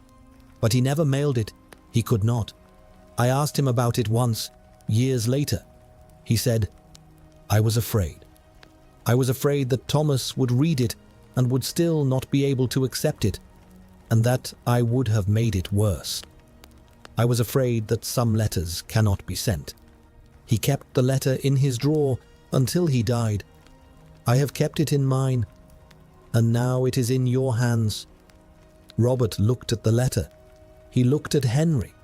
He looked at his son. He should have read this, Robert said. Grandpa should have read this 36 years ago. Yes, Henry said.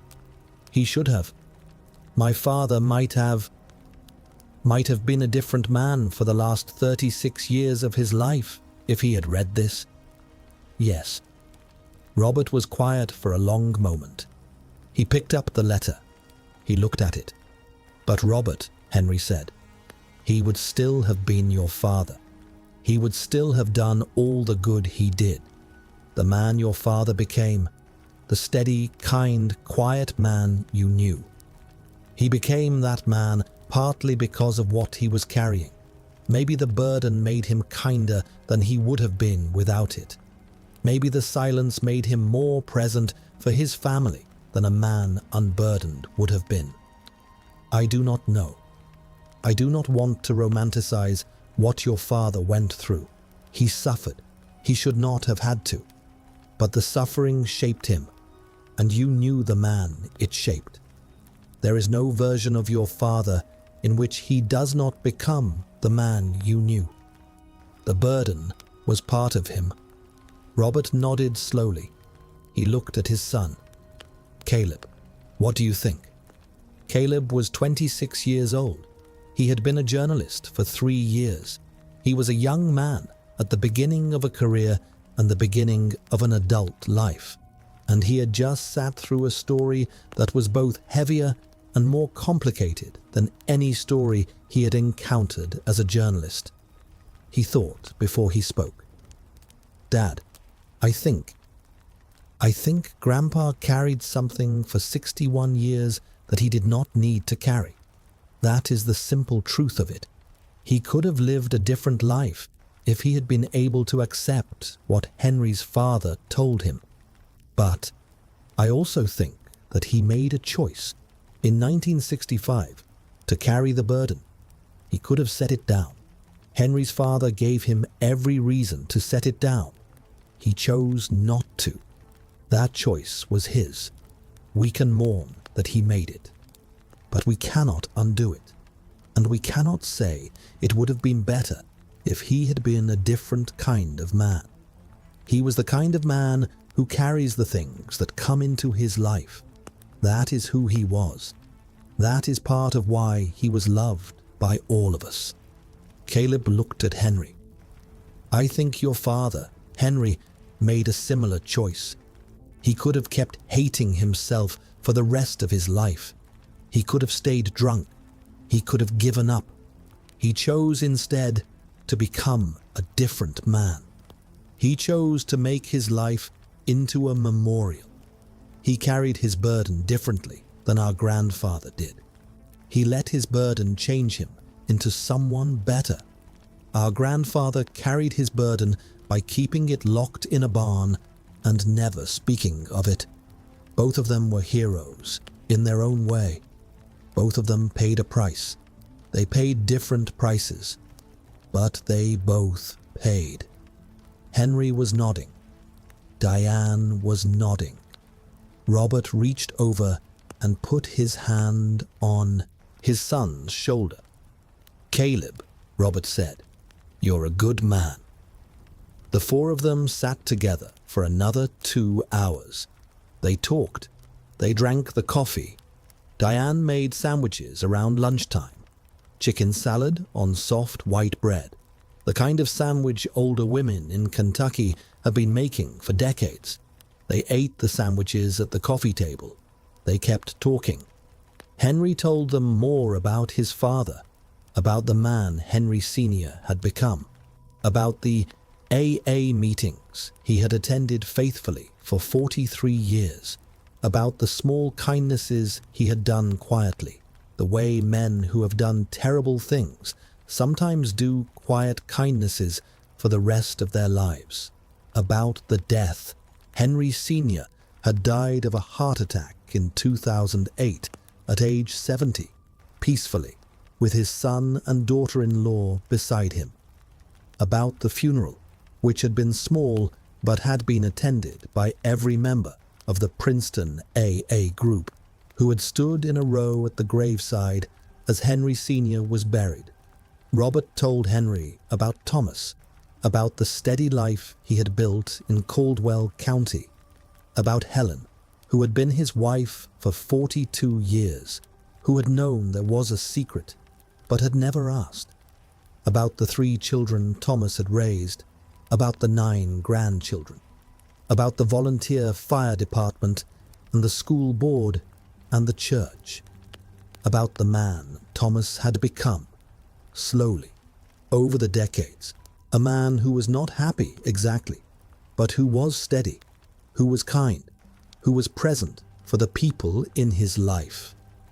Robert, Henry said, after they had been talking for almost 2 hours, what is going to happen with the motorcycle now? Robert looked at his son. Caleb looked at his father. They had not discussed this. They had not had time to. I don't know yet, Robert said. We just opened the barn 2 weeks ago. We have not decided. But, Henry, would you want to come to Caldwell County? Would you want to see the motorcycle? Would you want to stand in the barn where my father stood on the morning after your mother died? Henry looked at Diane. He looked at Robert. He looked at Caleb. Yes, Henry said. I would.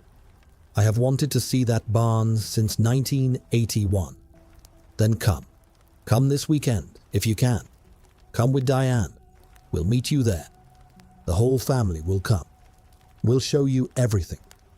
Robert, thank you. No, Henry. Thank you.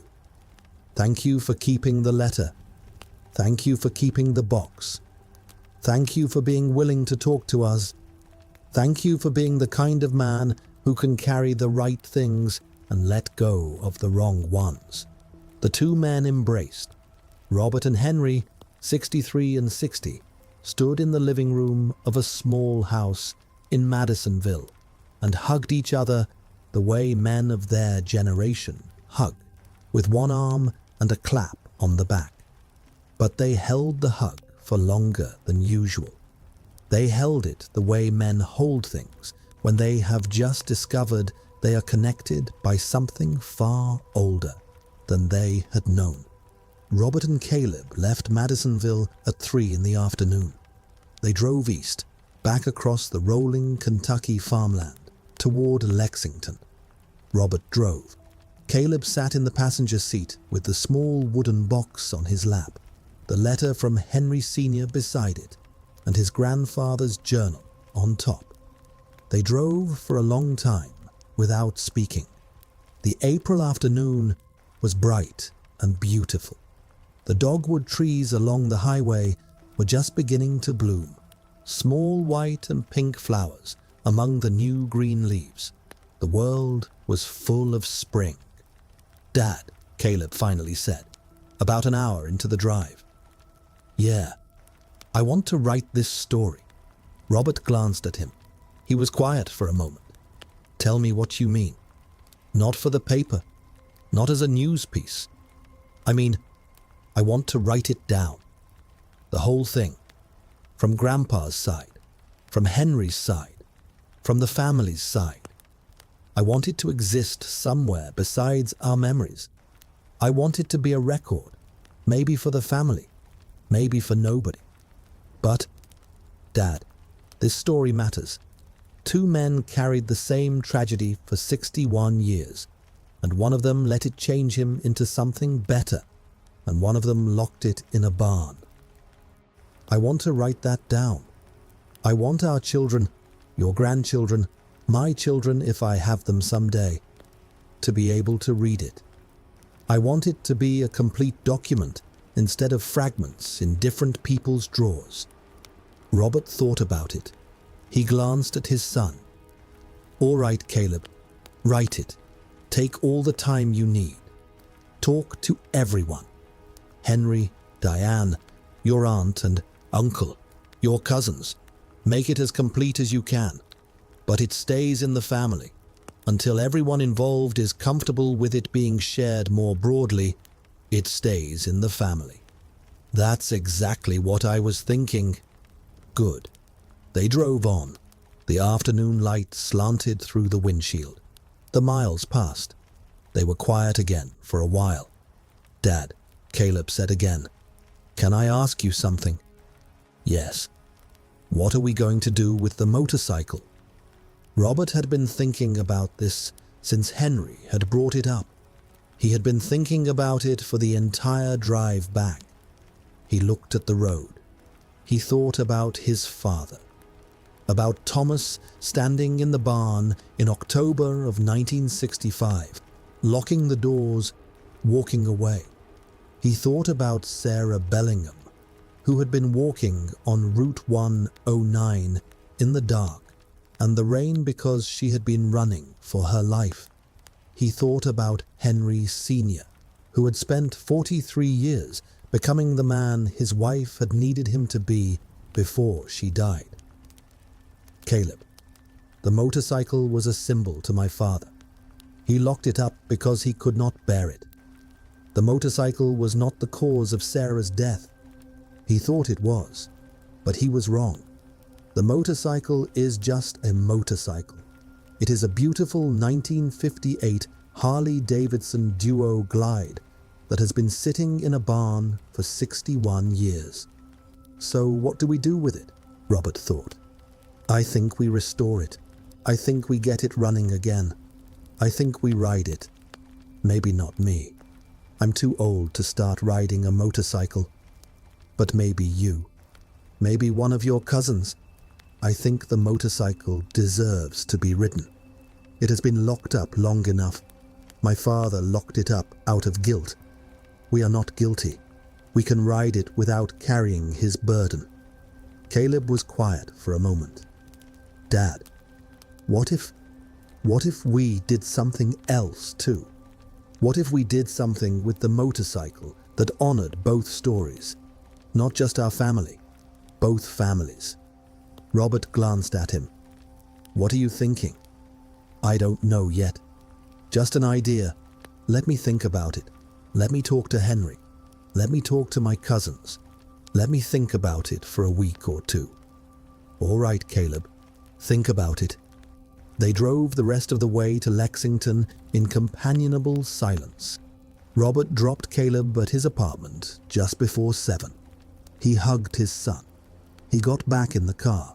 He drove on through the night, back to Nashville, where Susan was waiting for him with dinner ready, and her own questions, and the patient, steady presence of a woman who had been married to him for 32 years, and who knew, when he walked in the door, that something important had happened. Robert told her the whole story over dinner. He cried a few times. Susan cried with him. They sat at the kitchen table in their small house in Nashville until almost midnight, talking, holding hands, processing what Robert had learned in Madisonville about the man he had thought he had known his whole life. The Wakefield family gathered again the following weekend. Henry Bellingham Jr. and Diane drove to the farmhouse in Caldwell County on Saturday morning. They arrived at about 10. The full Wakefield family was there. Robert and Susan, Linda and her husband, and 3 adult children, James and his wife and daughter, David and Caleb. 14 people, plus Henry and Diane. 16 total. Caleb had spent the week preparing. He had written down a brief version of the story. He had emailed it to all his cousins and aunts and uncles. By the time everyone arrived at the farmhouse that Saturday morning, the whole extended Wakefield family knew the basic facts. They had read the letter from Henry Sr. They had absorbed what Caleb had absorbed. The meeting between the families was emotional, but not as raw as Caleb had feared. The Wakefields had had a week to prepare. They greeted Henry and Diane warmly. Susan and Linda made coffee. James's wife had brought a coffee cake. The kitchen of the small farmhouse was crowded with people for the first time in years, and the energy was, to everyone's quiet surprise, warm rather than heavy. They walked together out to the barn. The barn was different now.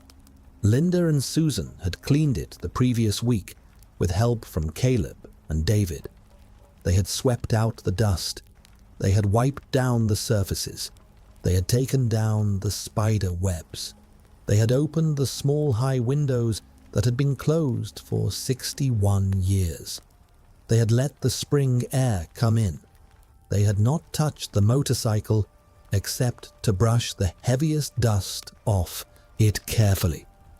The motorcycle still sat in the center of the barn floor, on its kickstand.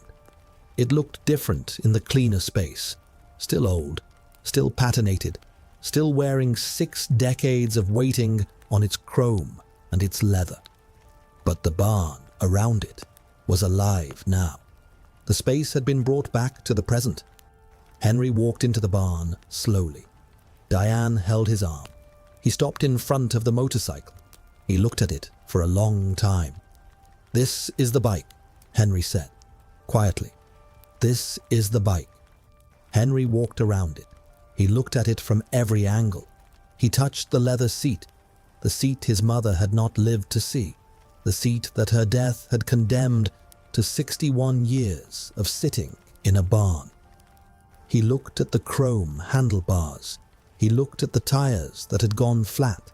He looked at the small dent in the front fender that he had not noticed at first, but that was clearly there. A small, irregular dent in the chrome that had not been there when Thomas had bought the bike new in 1958, but that had been there ever since the night on Route 109. "This is where it happened," Henry said. He was looking at the dent. "Yes," Robert said. "I think so." Henry stood with his hand on the fender for a long time. Diane stood beside him. The Wakefield family stood around them in a loose semicircle. "My mother's body," Henry said. He paused. He took a breath. He tried again. My mother's body would have hit the front of this motorcycle, the fender, the headlight, the dent. The dent is from her. Robert nodded. I'm glad to see it, Henry said. His voice was tight. I'm glad to know there is a dent. I'm glad there is a mark. I would have been disappointed if the motorcycle had been pristine. The motorcycle should be marked. She existed. She was on this road. She left a small mark on this motorcycle. And the small mark has been here for 61 years. He stood with his hand on the dent for another long moment. Then he stepped back. Robert, Caleb, I want to do something. Is that all right? Of course. Henry reached into his jacket pocket. He pulled out a small object. He held it up. It was a small silver cross, about 2 inches long. It hung on a thin silver chain. This was my mother's cross, Henry said. It was on her body when she died. The sheriff returned it to my father with her personal effects. My father kept it. He gave it to me on my 18th birthday, along with her letter. I have kept it in a drawer in my bedroom for 42 years. I never knew what to do with it. I do not wear it. It is too small to be a man's cross. I just kept it. Henry walked back to the motorcycle. He looked at the handlebars. I would like to hang it here, on this motorcycle. If you are willing to keep the motorcycle and care for it from now on. I would like a small piece of my mother to be on this motorcycle. Not because the motorcycle killed her. We have established that the motorcycle did not kill her, but because the motorcycle was the last thing she ever met. The motorcycle and she had a final brief moment together. I would like the motorcycle to carry her name in some way, to carry her memory, to carry her. Henry looked at Robert. He looked at Caleb. He looked at the family. Is that all right? Yes, Robert said. Of course, yes. Henry hung the small silver cross from the right handlebar. It dangled there, catching the spring afternoon light. A small silver point in the middle of the chrome and the patina and the dust. The family stood in the barn for a long, quiet moment. Then Caleb stepped forward. I have something I want to say, Caleb said. I have been thinking about this all week. I want to propose something. Dad, Aunt Linda, Uncle James, cousins, Henry, Diane. I have an idea about what to do with the motorcycle. Everyone looked at him. I want to restore the motorcycle. I want to make it run again. I want it to be ridden again. And then I want to propose that every year, on the anniversary of October 14th, the Wakefield family and the Bellingham family ride this motorcycle together. Or one of us rides it, with the rest of us following in cars, to Route 109, to the spot where the accident happened. We park the motorcycle there. We have a small ceremony. We say Sarah's name. We say Grandpa's name. We honor both families. We honor what was lost and what was carried and what was eventually found. We do it every year, as long as there are Wakefields and Bellinghams alive to do it. We make the motorcycle the thread that connects our two families forever. The barn was silent. Henry was looking at Caleb. Diane was looking at Caleb. Robert was looking at Caleb. The cousins were looking at Caleb. Caleb, Henry said, quietly. That is the most beautiful idea I have ever heard. Robert nodded slowly. Yes. Linda was crying. James was nodding. The cousins were all looking at each other, exchanging the small, surprised looks of young people who have just heard a thing that they did not know was possible. Then it's settled, Caleb said. We restore the motorcycle. We start the annual ride on October 14th, 2027. the day that would have been my grandfather's restoration anniversary. We make this a tradition. Forever. Forever, Henry said. The Wakefield family and the Bellingham family, represented for the moment by Henry and Diane, stood in the barn together on a Saturday afternoon in April of 2026 and made a small, quiet promise to each other. The barn that had been locked for 61 years was no longer a tomb. It was something else. It was the place where the story had been kept in silence until the story was ready to be heard. And now the story had been heard, and now the motorcycle, dent and all, was going to ride again. The two families walked out of the barn together. They left the doors open. The April afternoon light streamed in and fell on the motorcycle, and on the small silver cross hanging from the handlebar, and on the dust that had been slowly settling for 61 years, but that was now, finally, beginning to be disturbed. The restoration took 14 months. Caleb found a vintage Harley specialist in Louisville named Walter Henning, a 68-year-old man who had been restoring pre-1970 Harleys for 40 years and who had a small shop on the south side of the city. Walter was a former Marine himself, which Caleb had not known when he had picked the name from a list, but which turned out to matter. When Caleb drove down to Louisville the first time to meet Walter and to bring photographs of the motorcycle, Walter listened to the story carefully.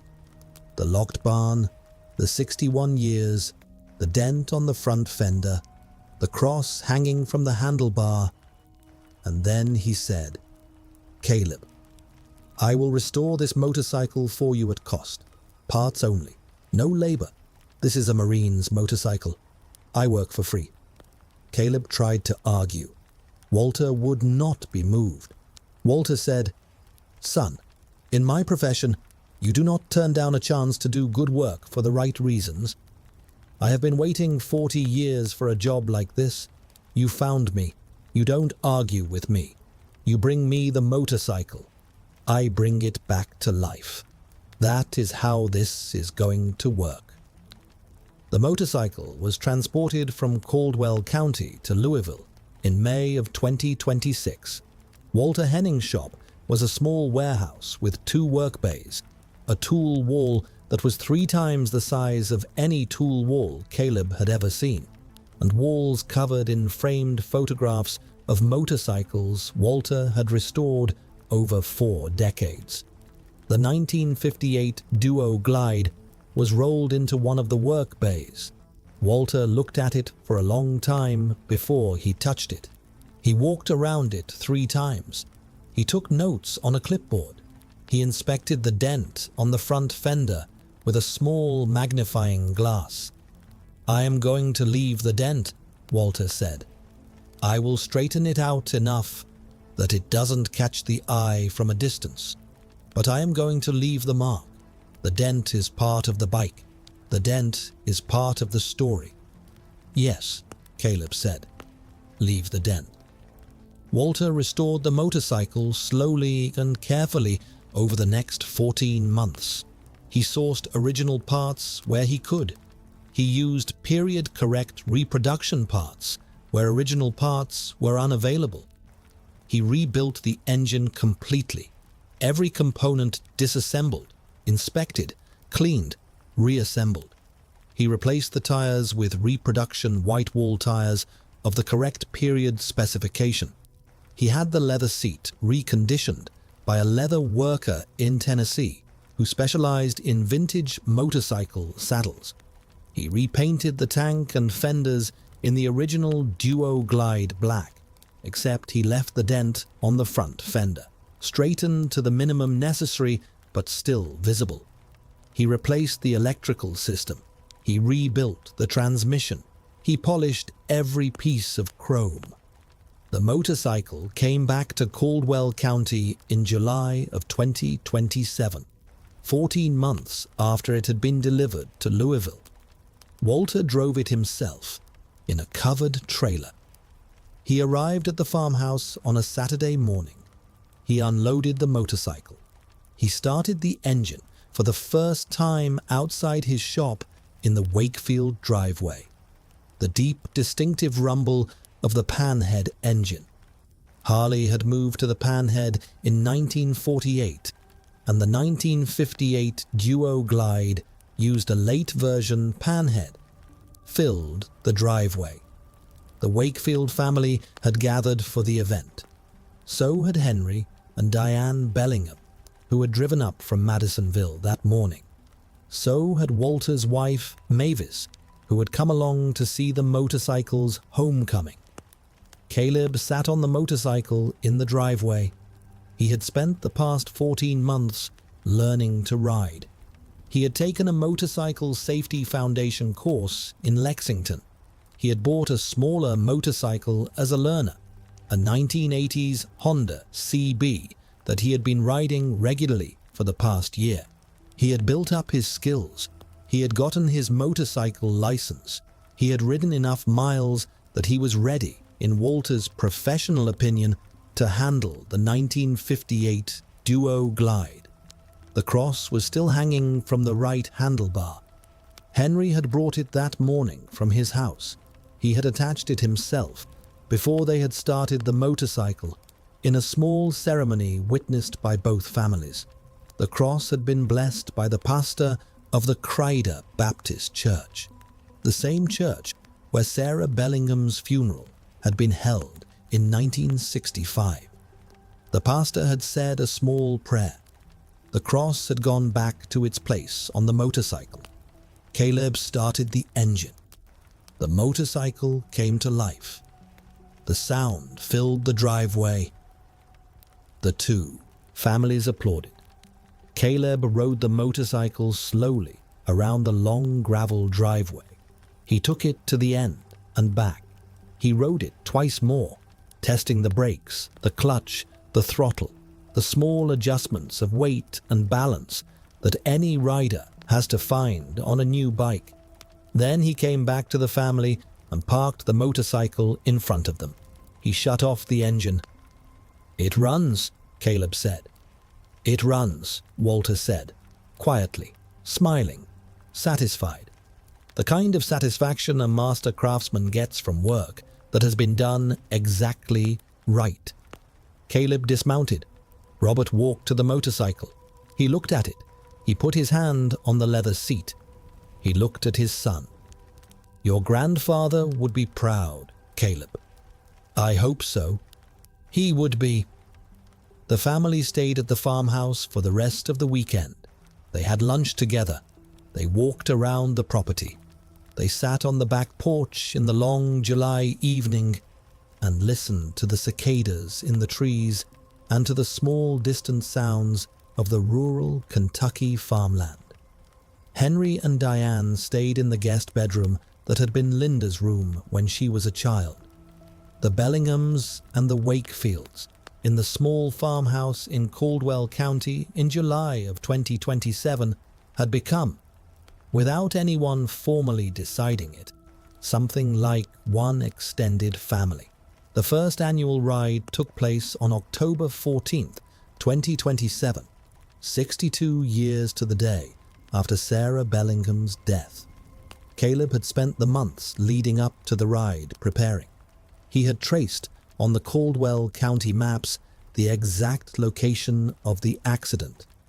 Route 109 had been renamed and reconfigured in some sections over the decades, but the basic stretch where the accident had happened was still there, about 3 miles north of the small town of Princeton, near a curve where the road bent slightly to the left as it descended a small hill.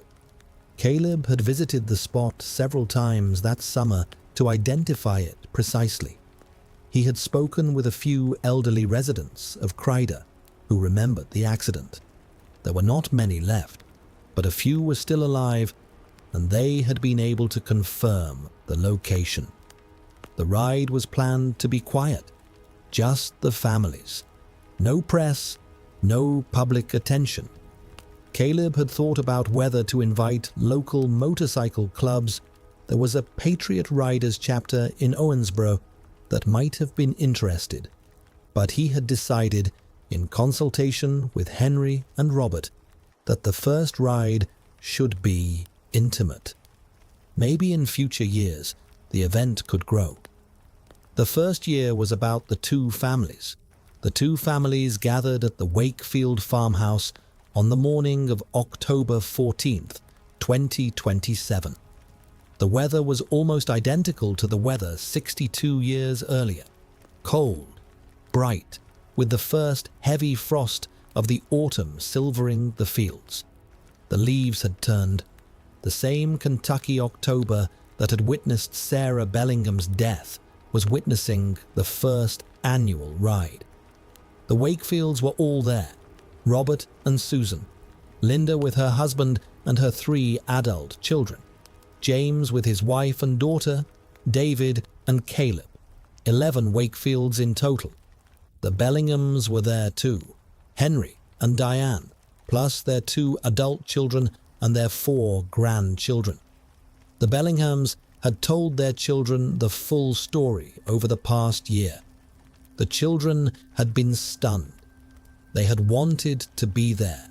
They had brought the grandchildren so that the youngest generation could be there too. 6 Bellinghams in total. 17 people standing in the driveway of the Wakefield farmhouse on a cold October morning.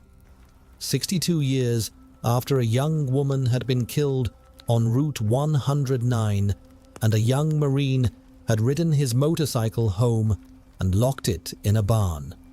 Caleb wheeled the 1958 Duo-Glide out of the barn. The motorcycle gleamed in the cold morning light. Walter Henning's restoration was beautiful. The chrome was deep. The black paint was deep. The white wall tires were new and white. The dent on the front fender was still there, small but visible. The small silver cross hung from the right handlebar. Caleb started the engine. The panhead came to life. He let it warm up for a few minutes in the cold air. Robert walked to him. He was holding something. "Caleb," Robert said, "I want you to carry this today." Robert held out a small canvas pouch. Caleb took it. He opened it. Inside was something familiar. Thomas Wakefield's old leather wallet, with the wallet's contents undisturbed. His driver's license, a few old cards, a small folded piece of paper, a prayer card from Helen's funeral, and one other thing. A small handwritten note on yellowed paper. Caleb pulled out the note. He looked at it. The note was in his grandfather's handwriting. It was undated. It looked like it had been written many years ago. Maybe in the 1980s, maybe in the 1990s. The note said, "If anyone ever rides the motorcycle again, please ride it for Sarah." T.W. Caleb looked at his father. Robert was looking back at him with wet eyes. "I found it in his dresser last month," Robert said, going through his things. "I didn't know what to do with it. I want you to carry it today. With you, on the bike." Caleb folded the note carefully. He put it back in the wallet. He put the wallet in his inside jacket pocket, close to his chest. He looked at his father. "I will." He looked at the family, both families, gathered around him. He looked at the motorcycle. He looked at the cold, bright October morning that was beginning. He put on his helmet. He swung his leg over the motorcycle. He looked at Henry. "You ready?" "I'm ready." Henry walked to a small folding chair that David had set up beside the motorcycle. He sat down on it. He held in his hands a framed photograph of his mother. The same photograph from the wooden box, Sarah Bellingham at 23 with her infant son in her arms, taken in the summer of 1965 on a porch in Crider. Henry was going to carry the photograph in the procession behind the motorcycle. Robert was going to drive Henry's car. Diane would ride with the Wakefield grandchildren in another car. The other family members would follow in their own vehicles, the motorcycle in front, 12 cars behind. Caleb engaged the clutch. He put the motorcycle in gear. He let out the clutch slowly. The Duo-Glide rolled forward. He rode down the gravel driveway. The cars started up behind him. The small procession formed. They turned onto the country road. They headed toward Route 109. The cold October morning surrounded them. The silvered fields, the brilliant leaves, the same air that had been here 62 years earlier. The ride to the accident site was about 12 miles. Caleb rode slowly. He had not wanted to go fast. He had wanted to ride at a pace that allowed everyone in the cars to keep up easily, and that allowed him to feel every mile of the road. The motorcycle ran smoothly. Walter Henning had done his work. The panhead rumbled steadily beneath him. The cross on the right handlebar caught the morning light. Caleb thought about his grandfather as he rode. He thought about Thomas Wakefield, 27 years old, riding this same road on the night of October 13th, 1965. He thought about the rain that had been falling that night. He thought about the dark clothing of a young woman walking on the side of the road, holding her baby, running for her life. He thought about the moment when his grandfather had come around the curve and had seen her and had tried to swerve and had failed. He thought about Sarah Bellingham. He thought about her last moments. He thought about what she had been thinking about. He thought about her letter. The last thing I thought of, the last thing I felt, the last thing in my heart was you. She had been thinking about her son. She had been thinking about Henry Jr. in her arms. Caleb rode the motorcycle slowly down Route 109. He approached the curve where the accident had happened. He recognized it. He had been to it 3 times during the summer, and he knew it now. He slowed the motorcycle. He pulled off onto the shoulder of the road at a small, wide spot that was just past the curve. The cars pulled up behind him. The family got out. Caleb shut off the engine. The motorcycle ticked quietly as it cooled. The 2 families gathered on the shoulder of Route 109. They formed a loose semicircle around Caleb and the motorcycle. Henry was holding the photograph of his mother. Robert was beside him. Diane was beside Henry on the other side. The grandchildren were holding hands quietly. The October morning was cold and still.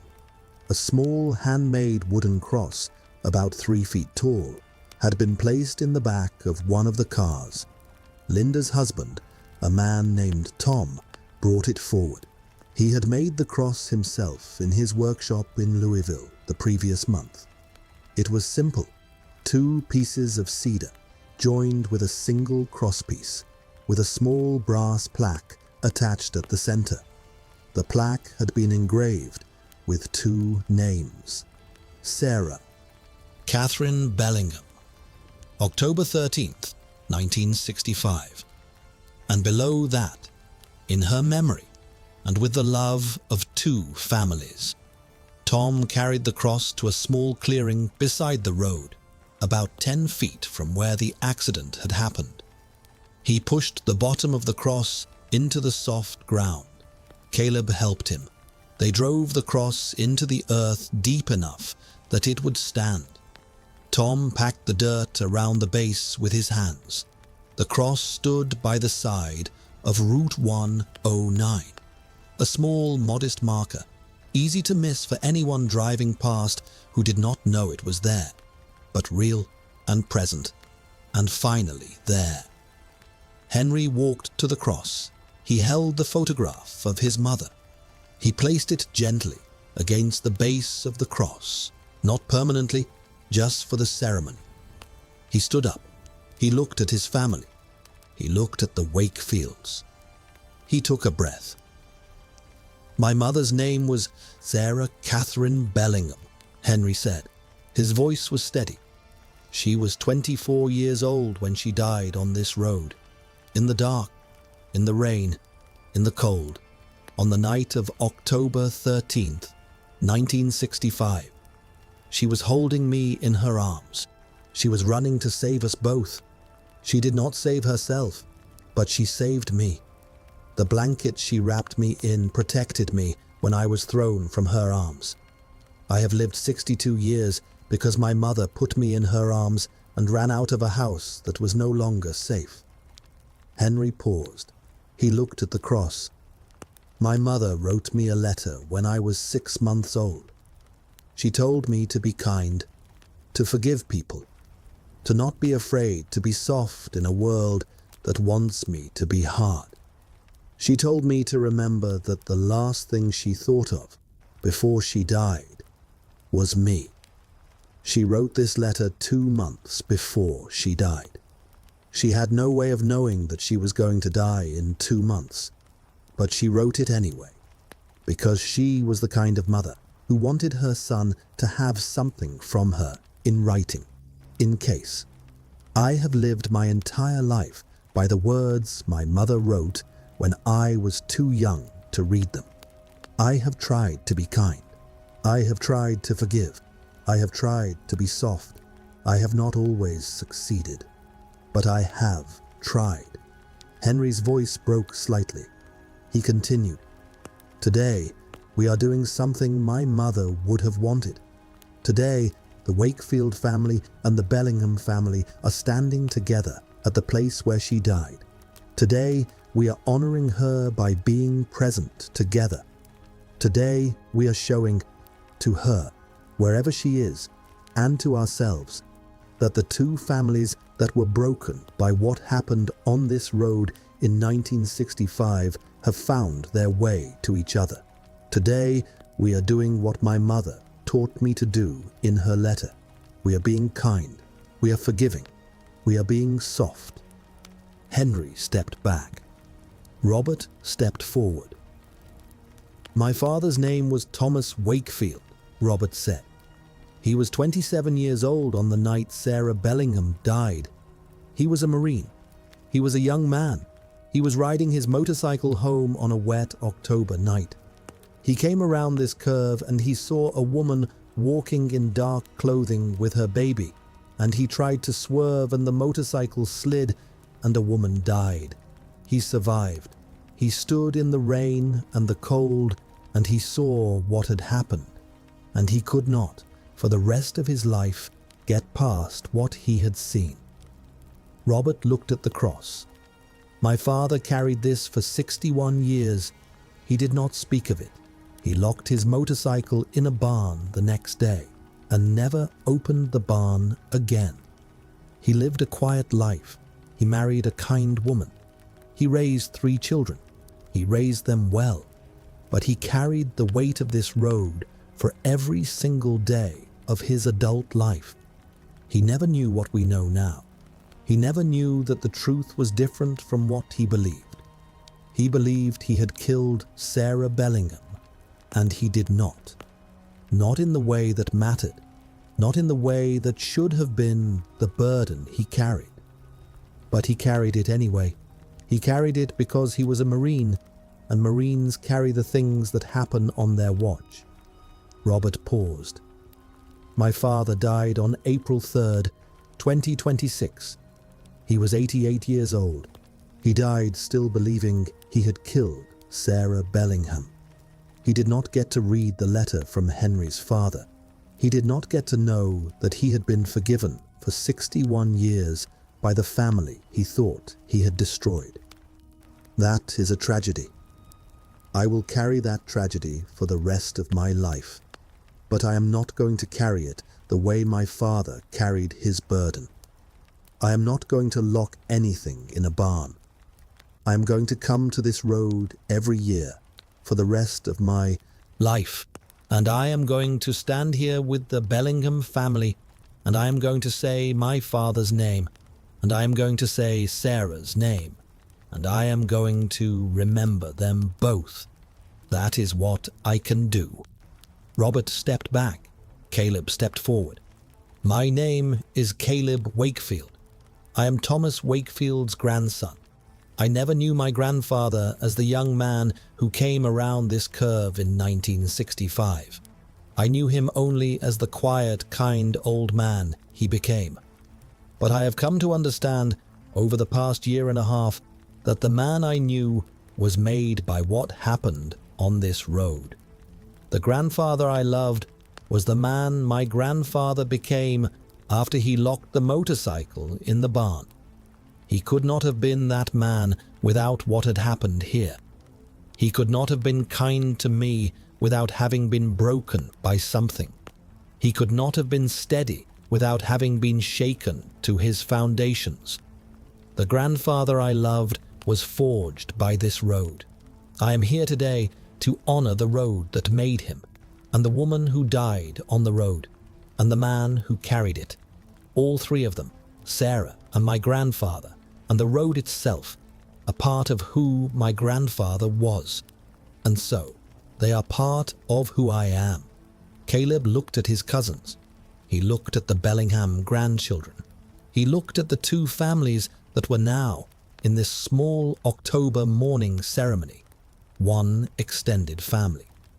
"We are going to come back here every year on October 14th, for as long as we can. We are going to ride the motorcycle here. We are going to put a fresh photograph against the cross. We are going to say Sarah's name and my grandfather's name. We are going to remember what happened, and we are going to remember how the two families found each other after 61 years of silence. And someday, when my father is gone, and when Henry is gone, and when all of us in the first generation are gone, the second generation, my generation, and Henry's children's generation will keep coming. And someday, the grandchildren will keep coming. The motorcycle will be ridden by someone in this family every October 14th forever, in honor of Sarah and Thomas and the moment they met on this road." Caleb stepped back. The two families stood in silence on the shoulder of Route 109. The October morning was cold and bright. The cross stood beside the road. The photograph of Sarah Bellingham leaned against its base. After a moment, Diane Bellingham started to sing. She had a soft, warm voice. She sang the old hymn, "Amazing Grace," the verses that everyone knew. The two families joined her slowly, one voice at a time, until all 17 of them were singing on the side of the road.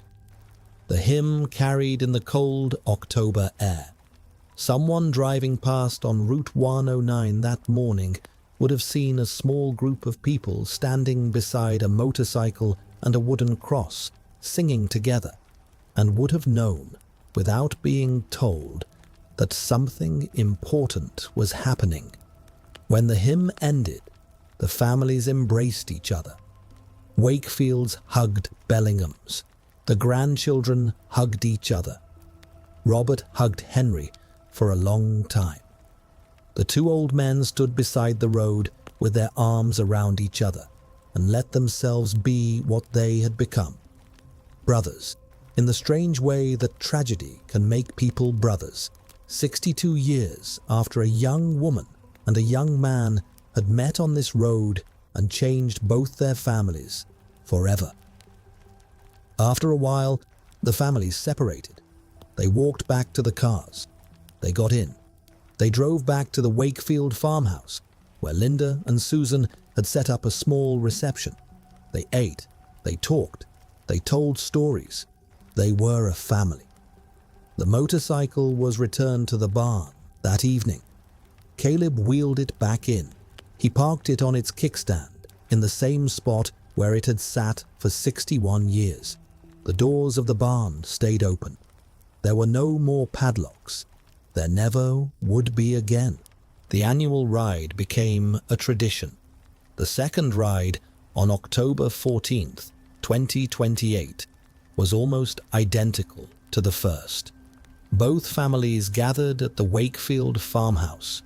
Caleb rode the motorcycle to Route 109. They placed a new photograph at the base of the cross. They sang Amazing Grace. They had a reception at the farmhouse. They went home. The third ride, on October 14th, 2029, was slightly larger. Word had spread in the quiet way that small Kentucky communities spread word. Several elderly residents of Crider who had known Sarah Bellingham asked Henry if they could attend. Henry consulted with Robert. Robert agreed. The ride that year had about 30 people in it, both families, plus a small group of old neighbors who had known Sarah and her mother and her sisters before any of them had passed away. By the fifth annual ride in 2031, the event had grown to about 60 people.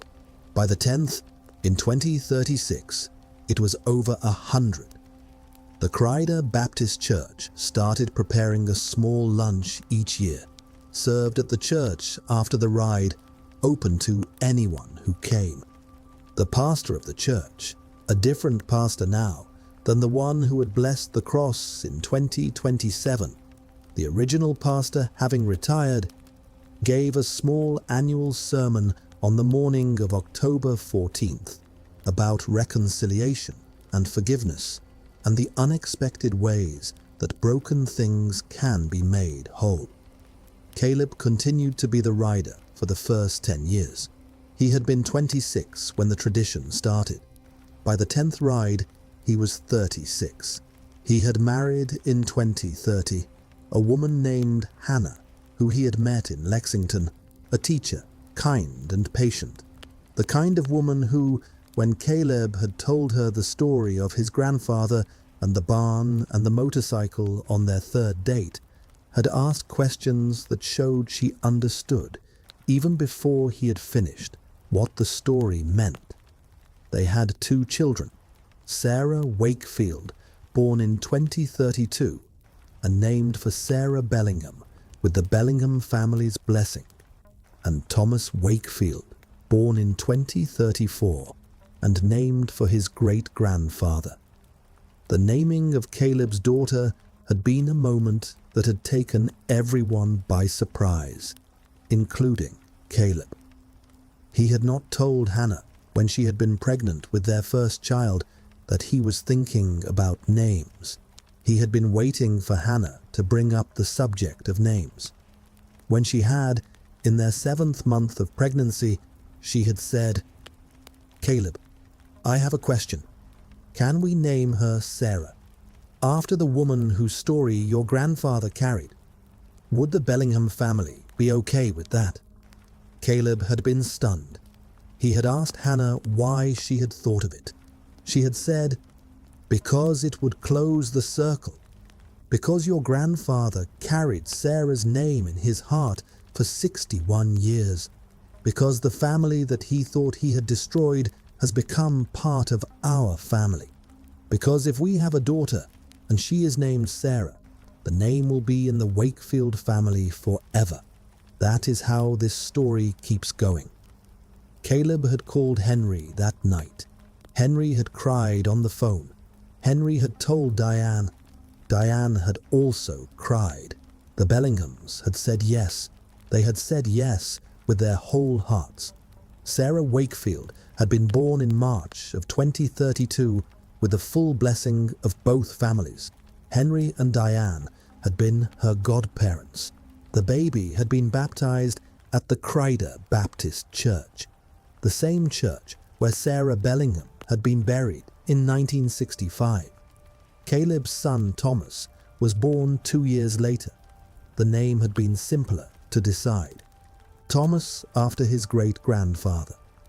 The boy would carry the name of the Marine who had locked the motorcycle in the barn.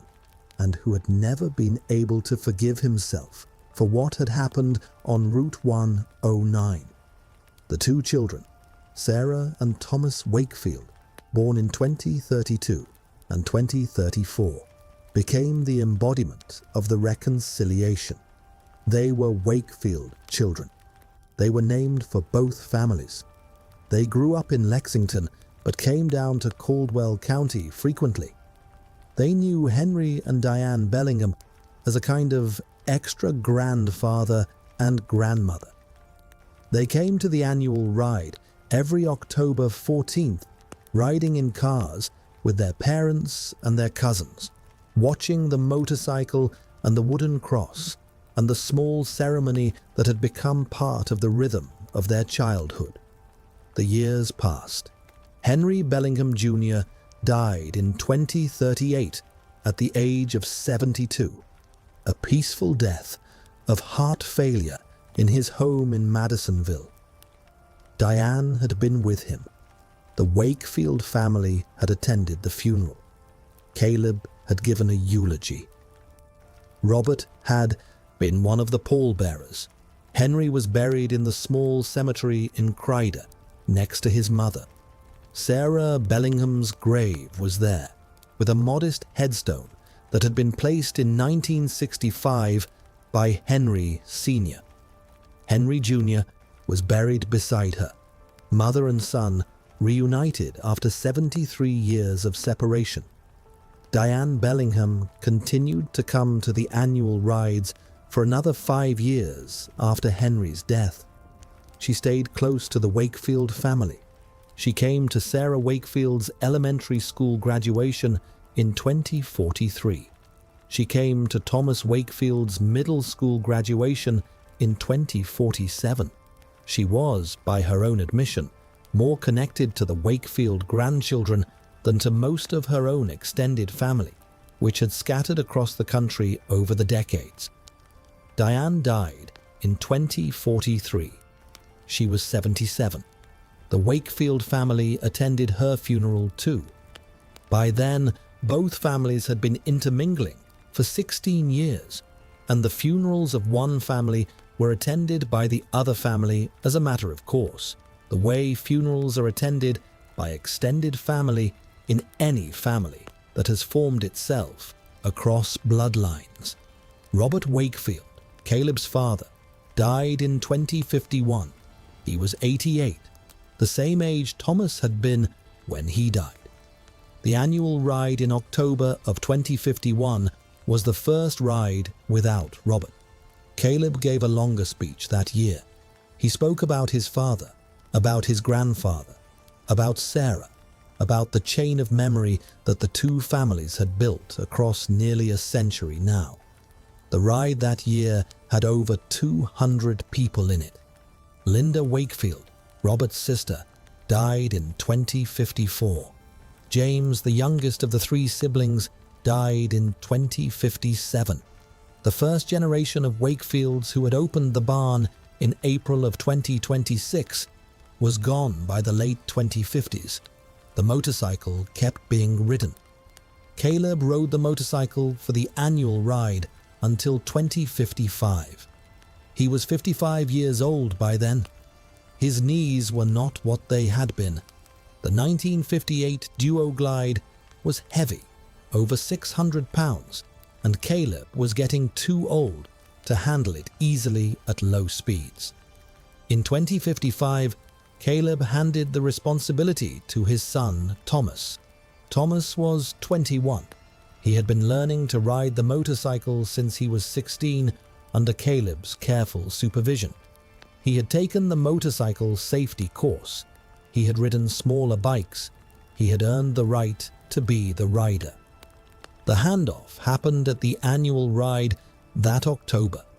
Caleb rode the motorcycle to Route 1091 last time.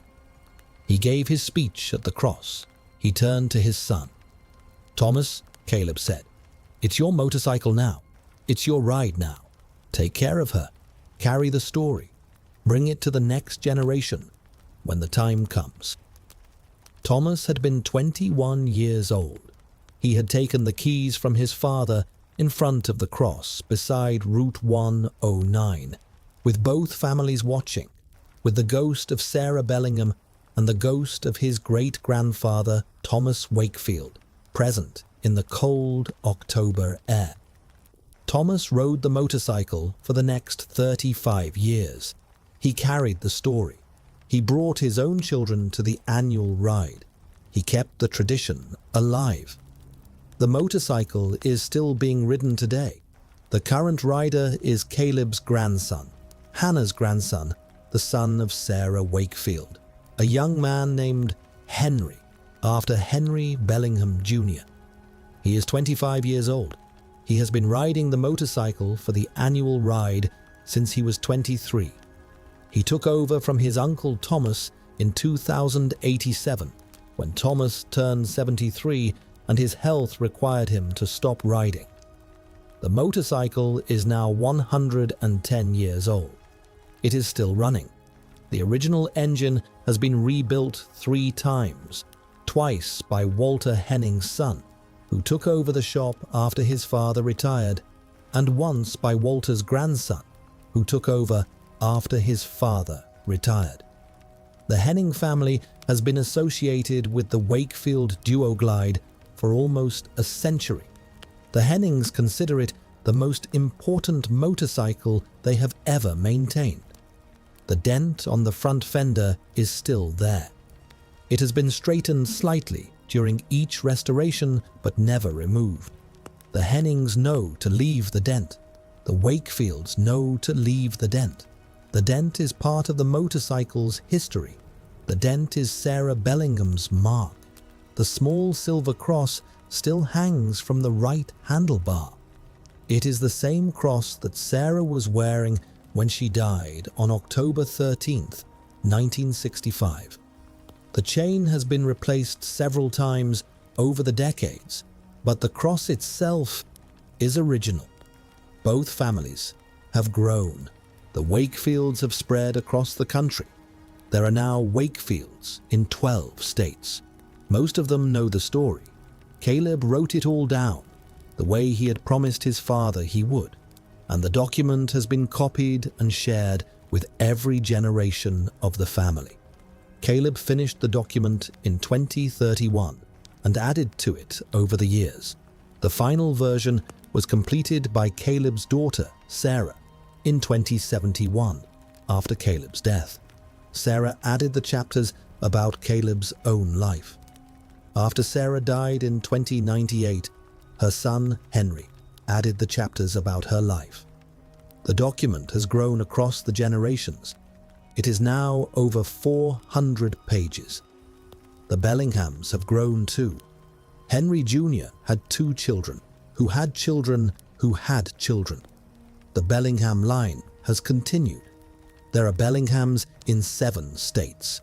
The 2 families have stayed in contact for over 100 years now. They are no longer separate. They are not exactly merged either. They are something in between. 2 distinct family lines that share an annual ritual, a motorcycle, a wooden cross beside a road in Kentucky, and the story of how they came to know each other. The annual ride continues to happen every October 14th. The ride has not been missed once since 2027. Through pandemics, weather emergencies, family deaths, and the small disruptions of a century of life, the ride has happened every year. Sometimes it has been small, just the immediate family. Sometimes it has been large, over 500 people, as it was in 2065 for the 100th anniversary of Sarah Bellingham's death. But it has always happened. Someone has always ridden the motorcycle to Route 109. Someone has always said Sarah's name. Someone has always said Thomas Wakefield's name. Someone has always sung Amazing Grace. The barn behind the farmhouse in Caldwell County is now over 100 years old. The farmhouse passed out of Wakefield ownership in 2068. The last Wakefield to live there was Caleb's brother David, who died that year. The land had not been farmed in years. The grandchildren and great-grandchildren had no use for a farm. The property was sold, but the barn was preserved. Caleb had foreseen this. He had set up a small family trust in the 2030s that owned the barn and a small parcel of land around it, about half an acre, independently of the rest of the farm. When the farmhouse and the surrounding acreage were sold, the barn stayed in family hands. The trust still exists. The barn is maintained by a small fund that the family contributes to each year. The barn houses the motorcycle when it is not being ridden. The barn has been turned into something between a private museum and a family memorial. Inside the barn, alongside the motorcycle, are framed photographs telling the story. A photograph of Thomas Wakefield in his Marine uniform in 1958. A photograph of Sarah Bellingham with her baby in 1965. A photograph of Henry Bellingham Sr. at his wedding in 1962. The wooden cross that originally stood beside Route 109, replaced by newer crosses every 20 years and brought into the barn for preservation. The letter from Henry Sr. to Thomas in a glass case. The journal Thomas kept. The wooden box that had been Sarah's, now empty of its contents. The gold wedding band was returned to the Bellingham family in 2031. The silver cross is on the motorcycle. The letter from Sarah to her son is in a separate climate-controlled case. The barn is open to family members who want to visit. It is open to the public on October 14th each year for the annual ride. The rest of the time it is locked. But the locks are not the heavy brass padlocks Thomas put on in 1965. The locks are modern locks. They are opened easily by anyone in the extended Wakefield Bellingham family who has a key. Henry Wakefield, the current rider, is 25 years old. He works as a software engineer in Atlanta. He has been a motorcyclist since he was 18. He understands the story he carries. He carries it lightly. He is the fourth generation to carry it. And by the fourth generation, the weight has settled into something manageable. Something that does not break the carrier, but that gives him a sense of his place in a long story. Henry has not yet married. He plans to. He thinks about who will ride the motorcycle after him. He thinks about whether he will have children. He thinks about the next generation of Wakefields and Bellinghams and whether the annual ride will continue past him and whether the story will be carried for another 100 years after he is gone. He thinks the story will be carried. He has no way of knowing for sure. But the story has been carried for over a century now. The story has survived 2 world wars, a pandemic, social upheavals, the deaths of hundreds of family members, the changing of names and addresses and identities and political affiliations. The story has survived because the story is a story about ordinary people doing the slow, patient work of reconciliation across generations. The story will survive Henry Wakefield. Henry knows this without being able to prove it. The story is bigger than any one carrier. The story belongs to 2 families now, intertwined for over a century. The story is what the 2 families share. It will be passed down until there is no one left to pass it to. And by the time that happens, the story will have been told for so many generations that it will have become something other than a story.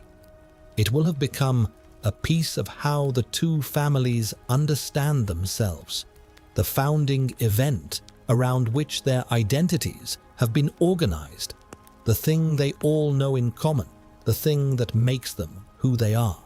The motorcycle is still running.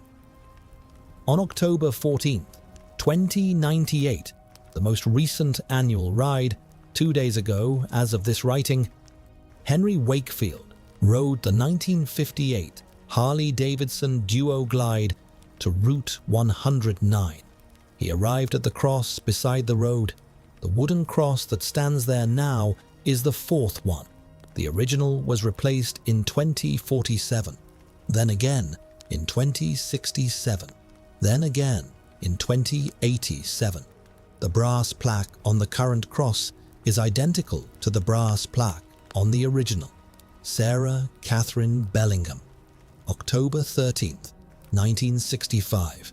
In her memory and with the love of two families. The families gathered. There were 46 people this year, a smaller ride, in the rotation of larger and smaller rides that the families had settled into over the decades. Henry gave the speech. He said Sarah's name. He said Thomas's name. He said the names of everyone in the families who had been carriers of the story and who had passed it down to him. He spoke for about 5 minutes. Then he stepped back. The families sang Amazing Grace. The October air was cold and bright. The leaves on the trees were the same red and gold and orange that they had been on the morning Thomas Wakefield had locked the barn in 1965. The motorcycle stood beside the cross, its chrome catching the morning light, the small silver cross dangling from its right handlebar. Henry rode the motorcycle back to the barn. He parked it inside. He patted the leather seat, the seat his great-great-grandfather Caleb had patted, the seat his great-grandfather Thomas Wakefield had patted, the seat that had been touched by every rider of the motorcycle for over 100 years. He walked out of the barn. He locked the modern locks. He drove back to the family gathering at the church in Crider. That night, in his hotel room in Princeton, Henry Wakefield wrote a small entry in the family journal, the document that Caleb had started writing in 2031 and that had grown to over 400 pages now. The journal lives in the cloud, accessible to every family member who wants to read it or contribute to it. Henry's entry was short. It said, October 14th, 2098, the 72nd annual ride, 46 attendees, weather, cold and bright, frost on the fields, leaves at peak color. The motorcycle ran perfectly. The Hennings will inspect it next month for routine maintenance. Sarah Wakefield, age 6, attended her first ride this year and said the prayer at the cross, a small prayer her mother had taught her, in her own words, asking God to take care of all the Wakefields and all the Bellinghams. Everyone cried. The story continues. Henry Wakefield. The story continues. This is the story of a Marine named Thomas Wakefield, who locked his motorcycle in a barn in 1965 because he believed he had killed a young woman, and whose family discovered 61 years later that he had been carrying the wrong burden for his entire adult life. This is the story of a young woman named Sarah Bellingham, who died on a wet October road while running to save her son from her husband, and whose memory became the connecting thread between two families for over a century. This is the story of a man named Henry Bellingham Sr., who turned the night of his wife's death into the foundation of a new and better life, and who wrote a letter in 1990 that he could not bring himself to send. This is the story of Henry Bellingham Jr., who kept the letter for 45 years until a Wakefield finally came looking. This is the story of Caleb Wakefield, who opened a barn and read a journal and made a phone call and changed the trajectory of two families forever. The story is small. The story is also enormous. The story is what happens when families do the slow, patient work of seeking the truth, even when the truth is harder than the version they had been living with. The story is what happens when two families, broken by a single moment in 1965, decide that they would rather be one family than two broken ones. The story is what happens when good people refuse to look away. The story is what happens when a motorcycle in a barn finally rolls back into the light. The story is what happens when a dent on a front fender is preserved instead of removed, because the dent is the only mark left by a young woman who deserves to be remembered. The story is what happens when a small silver cross hangs from a handlebar for over a century and accompanies a motorcycle on every ride and reminds every rider every year that the motorcycle is not just a motorcycle. The motorcycle is two families. The motorcycle is 100 years of reconciliation. The motorcycle is still running. The story continues